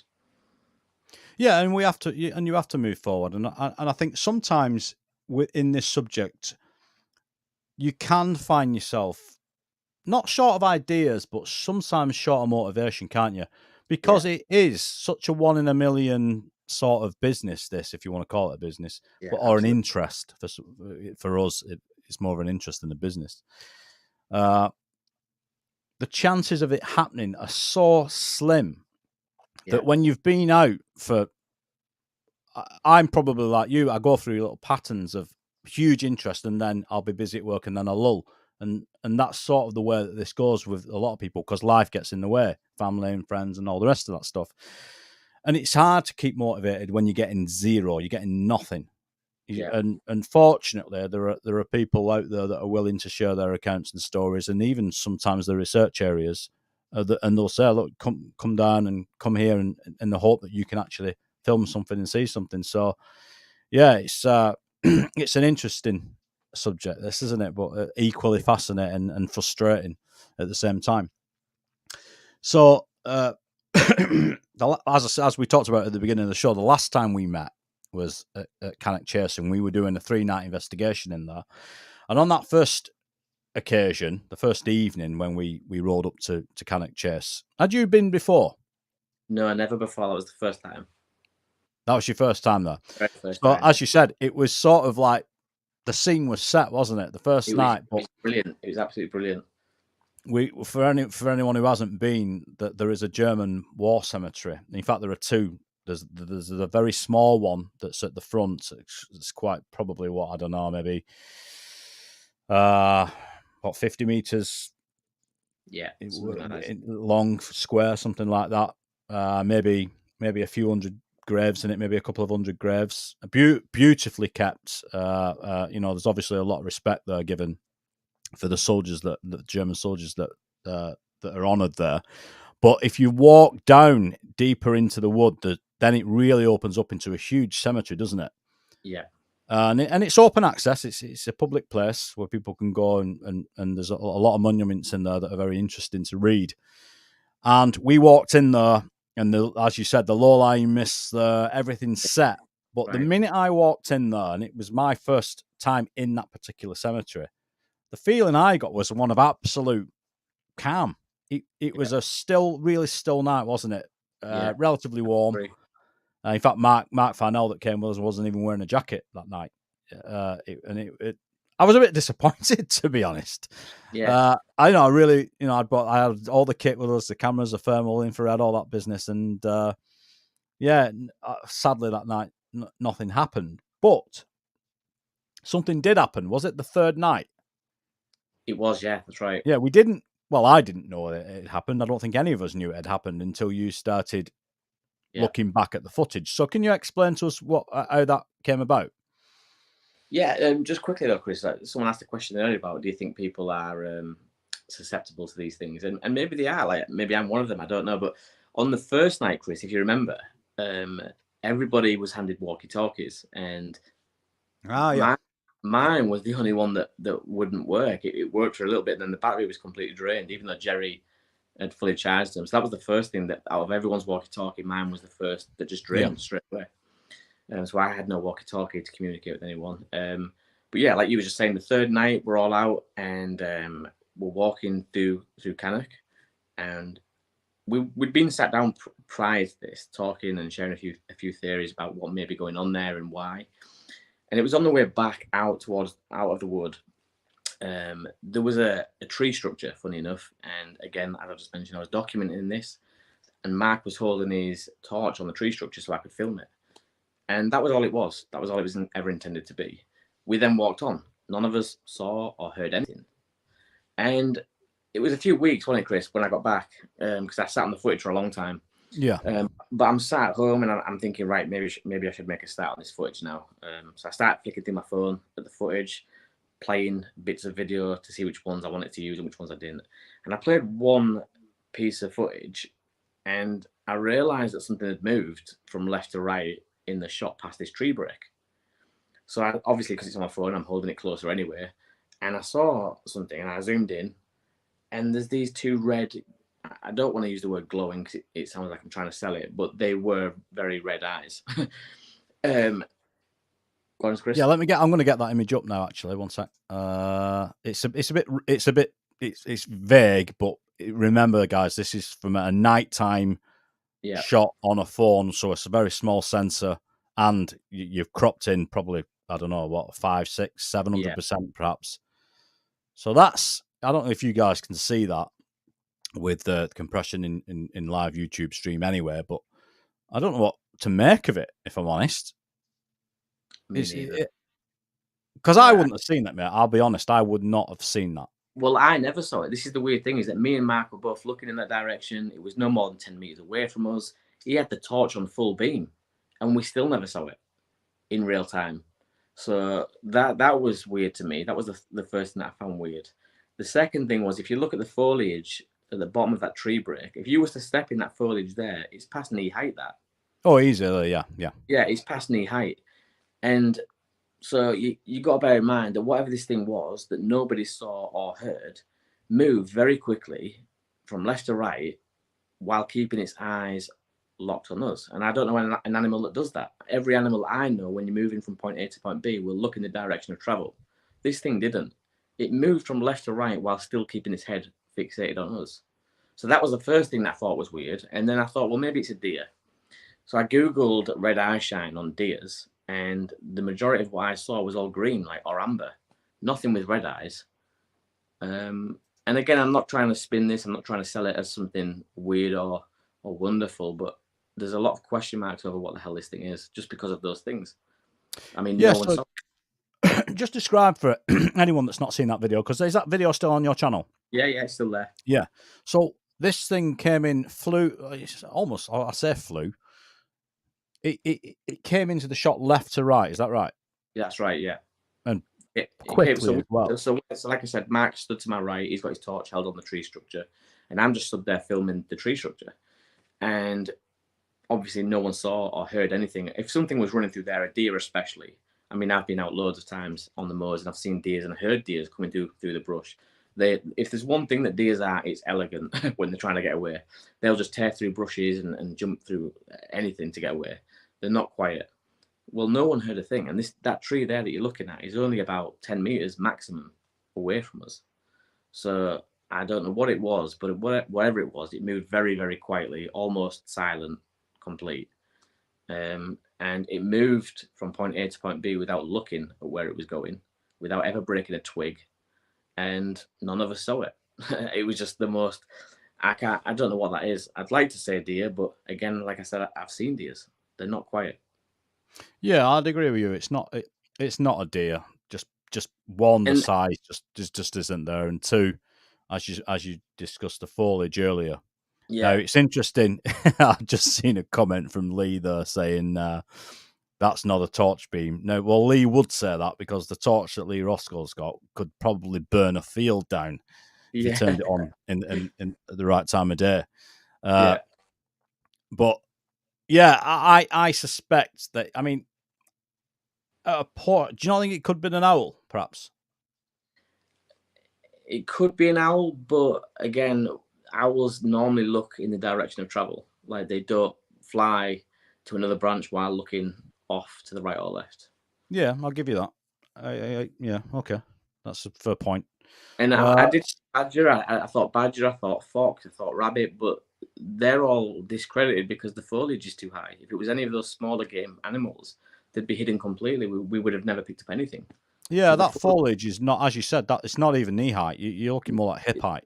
That's right. Yeah, it's deceiving because it was really, really deep, that foliage there. And that, again, this is one of the dangers of going into the woods, and obviously with no choice because none of us have got huge budgets to take in super night vision and all the rest of it. And for the most part, all we were doing is making our way to a place. Yeah, that's right. And you happen to stop and see something. Yeah. So it's one of those things that you can't always get on film what you want to get on film. And certainly, I'd say 99 times. Sometimes you get on film what you didn't even know you got on film. Like that's very true. And 99 times out of 100 anyway, this sort of investigation is done at night. So you're up against every element, everything that you wouldn't want to be up against, you're up against. Yeah. Right. And Stephen Owens, thanks Stephen for your question. Stephen is saying, did Ben go back to the site in daylight? And we actually did go to that site, and because I think it's one of the spots that Cannock's an unusual place if you've never been, because it's sort of broken up, isn't it? A lot of the roads when you're going through Cannock are aligned with woods, because there are a lot of roads through Cannock. Because I think at one time, someone will probably correct me if I am wrong, which I may be, Cannock used to be one big place, I believe, and obviously they had the World War II training camps on there, amongst other things. And actually the ruins are there, and there's some bunkers under there. So there's a lot of, yet again, one of these areas with a military history, mining history, which a lot of the Yorkshire moors and Lancashire moors were areas that we frequent. There's a lot of all that going on there, isn't there? So yeah, we did go back to the area, and as we said, the foliage is very high. So unless it was stood on some sort of log that we couldn't see beneath the foliage, it could have been a fox. Yeah, but you're just never going to go. It's totally inconclusive, and I think you've done the right thing by highlighting it, but not making a statement about. Well, that's the thing. I mean, realistically, what is it more likely to be? Some kind of red-eyed demonic creature, or a small game animal? It's more likely to be a small game animal. I mean, all we did, or all I did, sorry, Chris, was just highlight the fact that there are some question marks there about this. And it was weird to me. I still can't explain it, but it's not to say that it wasn't one of those animals. Yeah, absolutely. Lorraine, could you want to put a couple more questions up for us, please?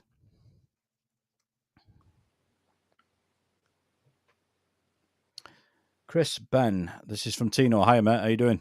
Can you recommend a good basic camera for first-time investigators? Yeah, a great camera which I'm looking at actually buying again if I can. I mean, they're not expensive anymore; they've come down right in price. Is a Canon G7X Mark II. That camera is brilliant. It's a portable camera. It's not a DSLR or anything like that. So it's only one fixed lens, but the depth of field on that camera is absolutely brilliant. The colors that it picks up are amazing, and just as a camera in general for taking pictures, it's everything you'd ever need. But for videos and everything, it's a great little camera. So that was a Canon G7X Mark II, just in case you missed it. Yeah, I think there are the brilliant thing now about technology is that, as you said, the prices of cameras are coming down in a really big way. But I think for first time investigators, a lot of when you're starting off, a lot of filming is yourself. So a lot of it's vlog based, isn't it? So as you say, something lightweight, something you can put in your hand. And the beauty of that one, though, Chris, as well, like you just mentioned, because of that, the vlogging side of things, the camera actually flips up, so the screen flips up, and you can actually see yourself on the screen. So yeah, and the difference between an average phone and an average camera is you're always going to get a better picture on the camera, just because it's got a more expensive sensor in it. Now, there's a lot of phone adverts will try and tell you different, but it's just garbage. They're telling you that they're shooting 4K. They're shooting 4K with a crappy little sensor and the bit rate. That means that the amount of data that it's actually capturing is just not there. That's why I don't know whether you remember. Do you remember the Chinese 4K cameras that were all over Amazon and vloggers and investigators were all rushed out to buy this 4K camera, only to find that the footage was just absolutely horrendous because it was just garbage, packaged up to look like an expensive camera. So more often than not, when I started, I was just using a handheld phone. I was doing daytime investigations with a handheld, just an average phone, and that did the job, really. Because I think what you've got to remember is once you start getting into nighttime investigations, you can then probably purchase yourself something like an older camera with night shot is what I would recommend. So look for something, because that night shot capability is going to really open your investigations up and help you see in the dark, essentially. Because without kit like that, without Lee's torch burning down a forest or something similar, a lot of this is, even if you're after, I don't know, let's say you want to come over across a big cat, for example. If you start walking around with a mini lighthouse in your pocket, you're not stealthy, are we? No, that's right. So a lot of this is stealth, but that's one of the beauties of going on your own, isn't it? You've no one to talk to, but it's bloody frightening. So either a decent phone, or like Ben said, some of an average priced camera will do the job. And there's lots of YouTube videos on this stuff that you guys can check out. Nick's exploration. Nick's saying, Ben, have you had any reports from Birch Hall area? Hi, Nick. I haven't, mate. I haven't had any reports from that area, but that doesn't mean to say that there isn't. And if you know of any, then please do get in touch with me and just bring me up to speed with what's happening in that area. That'd be interesting. Here's a question from Shane Winfroy. Hi, Shane. Ben, what is the strangest thing you have woken up to whilst wild camping? The strangest thing I've ever woken up to wild camping would be the stick structure at Howard Forest. Now, again, this could have been the person I was with. However, he swears that it wasn't him, and I swear it wasn't me. So we're kind of at a standstill, but it was very strange. We woke up and there was a pile of sticks leant up against a tree that clearly wasn't there when we pitched up. So yeah, I can't say that was something or nothing, but it was the weirdest thing that I've ever woken up to.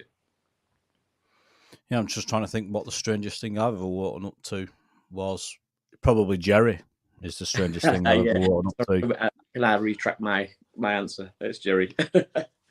Yeah, I'll have to get Jerry on the show. Jerry's a really good friend of mine. He's an excellent cameraman, and he's a sound engineer. He did Glastonbury for like 25 years. Really good bloke and really knowledgeable.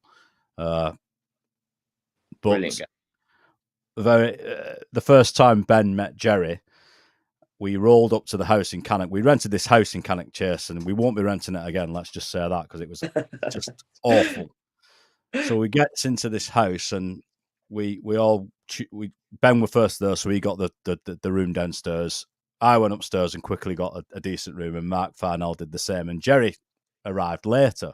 He was with us, but he'd gone across to the shop, hadn't he, getting some food.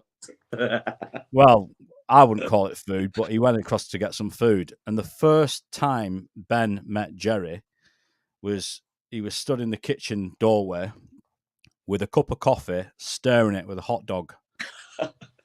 Now, I don't know what was going through your mind when you saw him doing that. It was like a deleted scene from Deliverance. It really was very unusual. But it's probably, I mean, you'll never forget it, so you'll always remember Jerry. No, it was a great icebreaker. Yeah. Anyway, let's get on to this documentary, because I know you talked about coming to see me at work, and you came into the studio and you did an interview with Steve Maurer as well. Yeah. So how's the film going? What's it all about? So it's evolved so much. It started off with the idea being some of the reports that are coming from the North Yorkshire moors where I investigate, and I just wanted it to be based around there and bring a load of people in to share their stories and things that they've seen from that area. But over time, it's evolved because I thought, well, I can't talk about the North Yorkshire moors and not mention Flamborough Head and Bempton. Oh, yeah. So it's kind of become like a documentary based on the east coast of England, basically. It's just vast. It's about all the weird things that are going on here in the North Yorkshire moors and the east coast, like Flamborough and Bempton. I'm not sure what category that would fall under or how I'd name that, but yeah, that's what it's about. So are you gonna? Is there a particular phenomena, or is it all phenomena? Again, it started off with the idea being extraterrestrial and UFO, and then that changed because as soon as you start stepping foot on Bempton Cliffs, you know yourself, Chris, the phenomena doesn't just stick around extraterrestrials anymore and UFOs. People are seeing other things there. So I've kind of introduced bits of all sorts in there. And I think the message that I'm trying to get across to people in the documentary is that these things are happening. And they go from one end of the spectrum right to the other end, like from people seeing very simple lights in the sky to people seeing something that resembles a werewolf. And in between there, like, we can't say what's right and what's wrong. It's just all happening and we don't know why. And there I am out camping, spending a few nights trying to make sense of it. And that's kind of what the documentary, I think, will be about. So how far is it off completion? Sorry, Chris.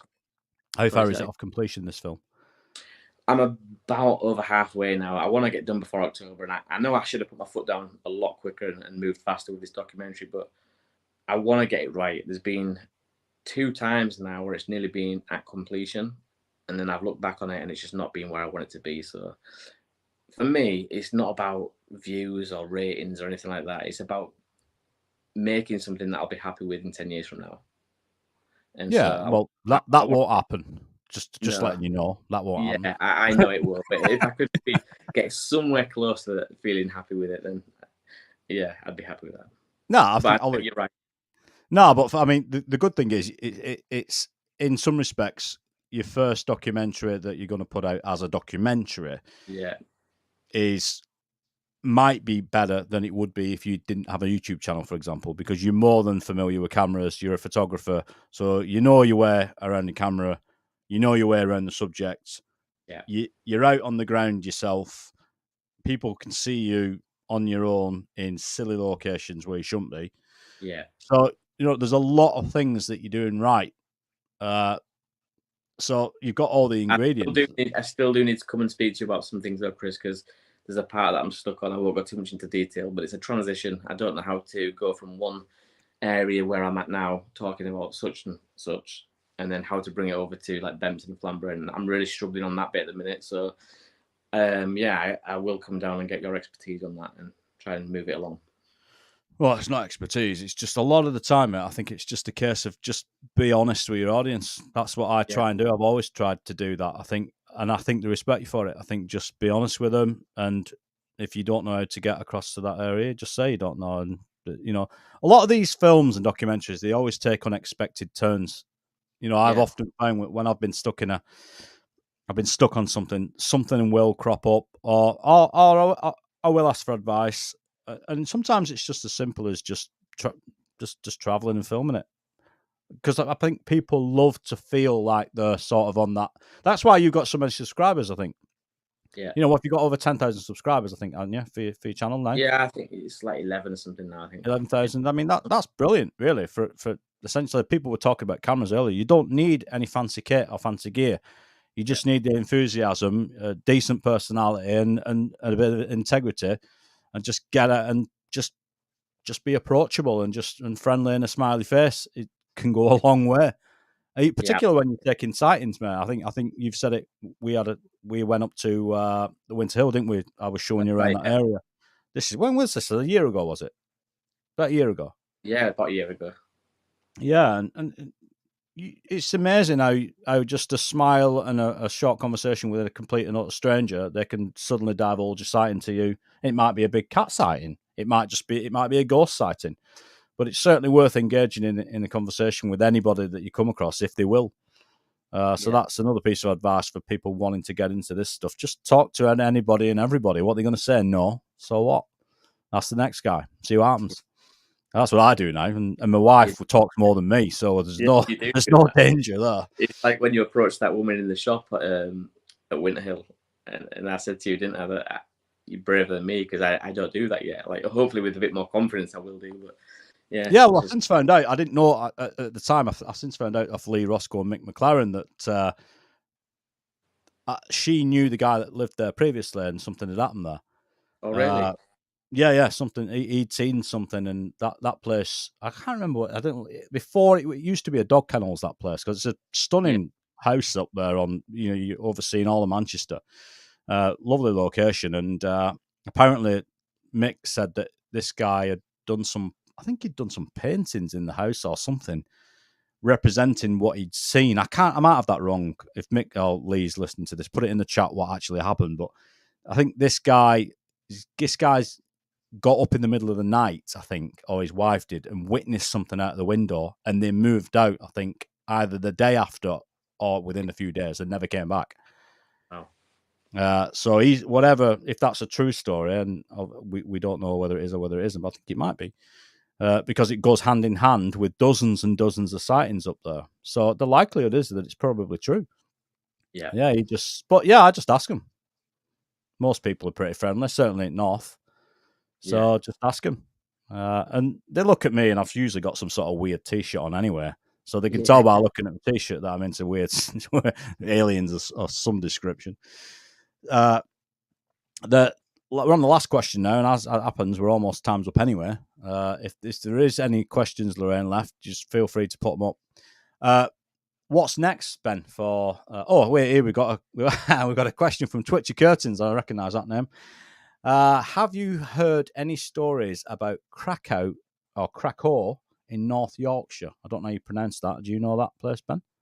I don't. Again, it's another one that I'm not familiar with. I've not received any stories or reports from that area, but if that person can get in touch with me and they do know reports, again, I'm always open to learning about these areas in North Yorkshire. So, yeah, please do get in touch with me and just bring me up to speed with what's happening. Lee Roscoe's just put in the chat. Here we go. Yeah, Mick McLaren says that the guy who used to own that house went to the toilet in the night and left the day after and went back to Liverpool where he was from. And Lee says that they had a glass window stained with a UFO and different things in the window. I think he had a stained glass window made, I think. So, yeah, interesting, fascinating story, really. But again, it's a fascinating place, and I've talked about it before, and I will be doing a follow-up video to the one I made earlier. Who's put that? There's my wife in the chat saying, I don't talk that much.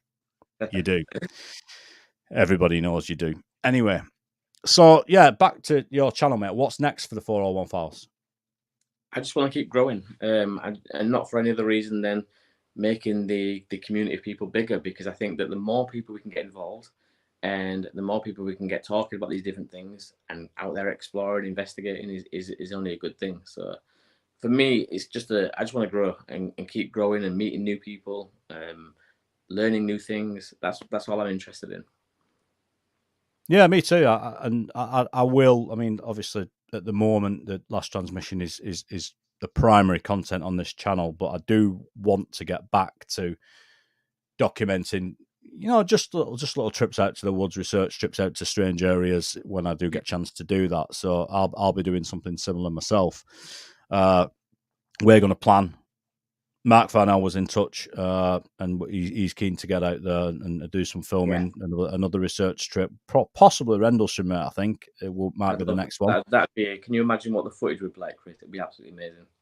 Yeah, well, I've got quite a bit of kit now, and I can hire. You can now hire specific pieces of equipment to take to places like that. I don't plan on getting caught in the base, by the way. Oh no, that won't be happening again. I've learned my lesson from. Going back to that, didn't I see? I was watching that, and before it even happened, you may have mentioned it on the video. Weren't the cameras or sensors on tripods on them stairs? Yeah, that's right. So when I mentioned that the grass section leading up to the control tower, on the control tower itself is a balcony, and if you look in the corner of the left and right, there's 2 sensors. So when we thought we were getting away with this and we was crawling along on the grass, we was already caught. They pretty much already knew we were there, and that's why they came down the runway. There was no way they could have seen us if it wasn't for those sensors. We was too far away. Yeah, place. Absolutely. And the likelihood is, mate, that place is probably cameraed up as well. Yeah. I mean, it'd be daft not to. It's a weird one because when you go there, you'll see for yourself, Chris, all up and down that fence are failed attempts or where people have tried to get in. There's holes everywhere on the fence that have been patched up. But it's just a weird one, isn't it? Like, why are they still patrolling it? Why are they still maintaining it? It's just a very weird. I mean, because it is derelict. It's no longer in use. The active base is actually about a mile away, or a mile and a half away, something like that. So yeah, I started to think in my head, are they worried that maybe something has been left behind from that day? And I mean, even if it's something small, and that's why they still patrol it and still maintain it. I just don't know. Well, from what I understand about Rendlesham, from the researchers that I've spoken to over the years, things were happening at Rendlesham long before the Rendlesham Forest incident. Yeah. It's been a place, and I think you'll find we heard the same when we did Bringing Down the Light. We heard the same from the MOD guy up there. Paul had heard it from various bases up there before the bases were there. Stuff's gone down. Yeah, it's certainly it's definitely an energetic signature to both us and these places, and it all ties into the land. There's obviously other stuff going on as well as, but I think the more and more of these breadcrumbs and are laid out by the powers that be. Obviously, there's a pile of untruths in there and misinformation and disinformation because that's somebody's job to do that. Yeah. But those of us that have been delving into this stuff for years are aware of that.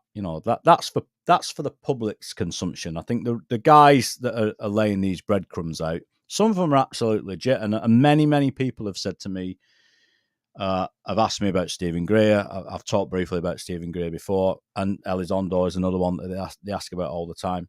And certainly the public are going to be asking a lot of questions about Elizondo and certainly Stephen Gray, because the two characters that the community consider, they're a little bit like Marmite. Okay. So you got the experienced old-timers and the ufologists that, I wouldn't say they can't stand them, but they know what they're all about. And then you've got the newbies, if you like, that are fascinated by what these guys are telling them. And I think we've just got to take the good from, you just got to, with the wheat from the chaff, if you know what I mean. There will be very interesting truths in there. What, out of interest, I know, what do you think about that whole Lou Elizondo tic-tac threat? The ETs are a threat. What's your thoughts on that? I don't believe that. I mean, we've been seeing UFOs from the start of time, and I think that if they're coming here from anywhere else outside our solar system or even in our solar system, they've had all the time in the world to cause a threat, to wipe us out, and that's never happened. And if you look at some of the stories, again, I go back to things being repeatable. Sorry, is that we hear stories time and time again where they're shutting off nukes, they're showing people images of how we're damaging the planet, and all these other stuff. And I'm not saying that they're all love and light, as Steve Merritt goes into talking about. I'm not saying that they are all love and light. I just think that if they were a threat, their intentions were to wipe us out and take over, I just think it would have already been done by now. I mean, what are they waiting for? No, I think you make a good point, but it's this is one of those subjects when you get into the threat. There is a lot of hands at play here. There are a lot of people in this game. If you look at it like it's not like a game of chess. It's not them and us. No, there's more. There's not two parties in this game. We're dealing with a lot of parties, all at different levels in the game, and I think most people understand that. We'll use the age-old analogy of a pyramid, and that's what we're dealing with. And we're dealing with that with the world of cryptids, and we're dealing with that in even in our tech. When these aerospace companies are building a new plane, for example, the components will be made by maybe half a dozen different factories and different manufacturers. They have no idea what they're building. They've got a small set of drawings that are key to what it is that they're doing, and that's delivered, and that's the end of it. We saw that in the Manhattan Project with the atomic bomb, didn't we? Yeah, and you will hear a lot of people who are new to the subject, or a lot of skeptics that are not really involved in the subject, use that as a stick to bash us with. How can this be kept secret? Well, it's so easy to keep a secret like that. So easy. Yeah, it's ridiculous. And when I hear that, I just think, mate, you have really no idea what's going on here. No. And I'm not saying I do, but even on a small scale, we see that. If you look at some of the companies that you work for now, possibly, the guys at the top end that are running the numbers, they'll know what kind of profit margins they need to hit. You won't know that, but your manager will. And then they'll pass the information. The big guys at the top running the numbers will pass that information on to your manager, area manager, who will then pass it on to your manager, site manager, and then it'll come down to you. But you don't know that. And that's on a very small scale. But again, if you're decompartmentalizing people and you've got one person doing one job, his job maybe just to put a bolt on a screw, and then he passes it on to the next guy, no one will really know what's going on. But the end result was the atomic bomb, as like I've just said, we saw during the Manhattan Project. They built two cities basically, where people would turn up to work and they'd live there, they'd work on the atomic bomb. And I think, don't quote me on this, but I think there was literally only a handful of people at the very end that knew what the result would be. And yet there was hundreds of people working on the atomic bomb. Yeah, it's just simple compartmentalization. And that's the way that this stuff is done. It's the same way that when this stuff is back engineered, it's the same trick that they're using. Now, in terms of, I know you mentioned this whole, there are a few red herrings thrown in. There are a few times when it depends what you mean by a threat, because a threat isn't always an open threat, is it? Yeah. Just, and a war isn't, even today, modern warfare is not what we think it is, despite what we're being told. A lot of war is cyber war now. It's a war on information. It's a war on bribes. It's a war on information. Essentially, that's what you're dealing with. So the idea that this threat thing that Louis Elizondo is talking about, and let's remember, Louis Elizondo is in a very similar situation as Stephen Greer. He's not going to be allowed to say the things they don't want said. Now, you can believe him or you can not believe him, but I would imagine that very similar to Stephen Greer, there are elements of what he's telling you that are very, very true. And that goes beyond this whole summoning UFOs, because that's an age-old technique. It's an age-old thing. And even the word summoning, that's a word you can play around with as well. What does that actually mean?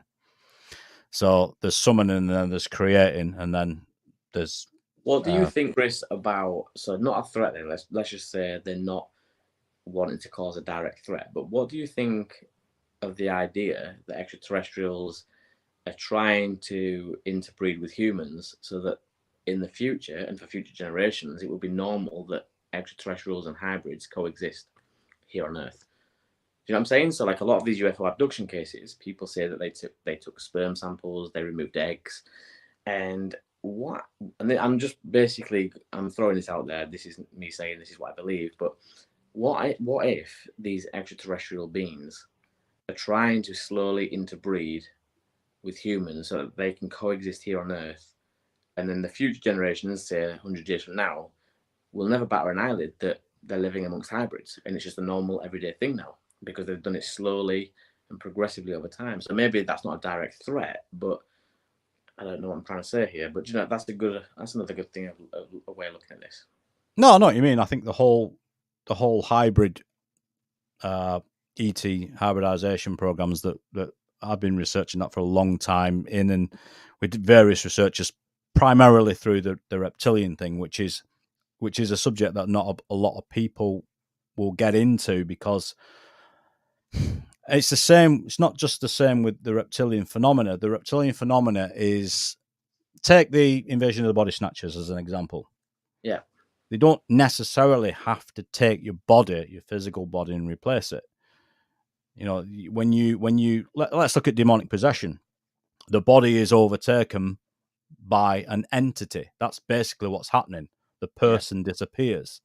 That's the end game. Let's take over this body and inhabit it. Now, whether that's to exist in this reality, in a 3D reality, there's a lot of good research been done about the Greys, talking about perhaps they're unable to experience certain emotions. There's this whole the soul element to this, where many abductees and contactees will talk about watching abductees have their soul taken out and put into a box. Now, I'm saying soul, I'm using that term loosely. That could be the astral body that we're dealing with here. Yeah. So I think these are all very plausible theories, and certainly the reptilian theory is very much like a parasitic creature in that it experiences this reality by hosting a human, if you like, and even us ourselves. I mean, it's interesting when you talk about science and that they will have the public know that they understand and have all the answers to everything. They're absolute garbage, absolute nonsense. I agree. They have no idea really. They don't fully understand just the brain, just the human brain as it is. Never mind the soul and the astral body. Somebody knows about that stuff. Certainly they do. There's a lot of experimentation done, declassified experiments done about all that stuff. So I think you're right. The threat is probably very real. And if we take, for example, a lot of people ask me, how many species are we dealing with? I mean, this is our question, really. Yeah, my guess is many. I think that Earth's been visited and walked upon by many different species. I mean, if you look at the Flatwoods Monster, it looks completely different to the ETs that were reported at Roswell. And the Roswell ones were completely different to the Mothman and many other potential different ETs. I think that there's probably a wide range of different beings, intelligent beings, visiting this planet, and probably have been before humans were ever even thought up. And I think that continues. I think that they're still coming here. That's why I get out. That's why I film, because I'm sure that on this planet, whether they live here permanently, I'm not sure about that, but I do believe we're still being visited, and I do believe that they are touching their feet on the ground and walking around. I do believe that. I don't believe that's ever stopped. Yeah, from what I understand, I think even with they talk about hybrid ETs. What are we? Exactly. What are we? Yeah, and that's a conversation obviously no science teacher wants to have. No, and if you look at humans, we're so unequipped for this planet. I hate to go off on like a bit of a tangent here, but you look at a polar bear, it's fully equipped for the Arctic conditions. You look at fish, they're fully equipped for where they live. Every animal, every species on this planet is fully equipped to live without any extra aid to survive where they live. Humans, we can't go live in the Arctic without extreme clothing. We can't go live in the Sahara without adequate protection. We just don't seem like we're equipped without any extra aid for this planet, wherever we are. And it's just bizarre. I mean, I listened to one guy a while back, and he was talking about how when we get older, we start hunching over and we have back problems. In no other species do we see that. It's almost like the gravity here on this planet isn't made for us, because over time it has an effect on our spine. We start hunching and we get back. We were the only species that has bad back problems like that, and starts hunching over and stuff as we get older. And this guy was saying that maybe we didn't come from this planet. Maybe we came from somewhere else, and the gravity here isn't made for us, and that's why we suffer with these problems. So that was fascinating. Yeah, I mean, you hear there's been a lot of recent interesting comments from your mate, and I know you're a bit of a fan of Elon Musk, aren't you? Yeah, I am. Yeah. Yeah. Musk is a funny character. I don't know what to make of that guy, and I think the way he portrays himself is very deliberate. Yeah. There's certainly some interesting things, historical things about the name Elon Musk. Yeah. That you probably read about that, but yeah, a fascinating character nonetheless. But yeah, I think when I say I'm a fan of Elon's, I think my since we last spoke, I think my opinion's changed a bit, and I think what it more is with me is his ambition, like his idea of we need to get off this planet, or not all of us, but we need to get to another planet. I like that idea because it does make sense to me. Like if we have all our eggs in one basket, we are doomed. Because if something hits this planet like it has done before and wipes us out, planet killer, then that's the end of humans. Whereas if we are on another planet, our gene can carry on and carry on. I like that idea. So I think that's what I'm a fan of more than Elon himself. He's just the dream. Yeah, I mean, look, no one can question his sort of motivation in his endeavor. There's no doubt about that. But obviously, that's easy to do when you got piles of cash. But he had to make the cash in the first place to do that. Yeah. But it's interesting that Musk wants to go to Mars. Yeah. What's the fascination with Mars? Everybody's asking. Well, does Mars actually look like that? Is the question. Yeah. I suspect that it doesn't look like that. Not everywhere, anyway. And certainly, when you read a lot of the ancient literature, there are references to Mars and the Sumerians and the Anunnaki, which is a subject in itself. So all this hybridized alien stuff, from what I've read, and I've talked about Pierre Sabac before, and people like John Lash that research the Archons and the Demiurge, and Tom Montauk. You should check out Tom Montauk's channel. They talk about the Demiurge, and I think it's a very plausible and interesting theory, and it would certainly explain, because now it's getting to the point where there are different races here on Earth of humans. That's going to be a very difficult subject to talk about very soon. Yeah. Do you know what I mean? It's very sensitive now. Yeah. So definitely. Wanting to talk about that and go deeper into that subject, you've got to be pretty careful about what you could be taken completely in the wrong way. Yeah. Just out of pure curiosity, really. Yeah, absolutely. And something I always try and encourage on my channel as well is that let's stop thinking about one specific race.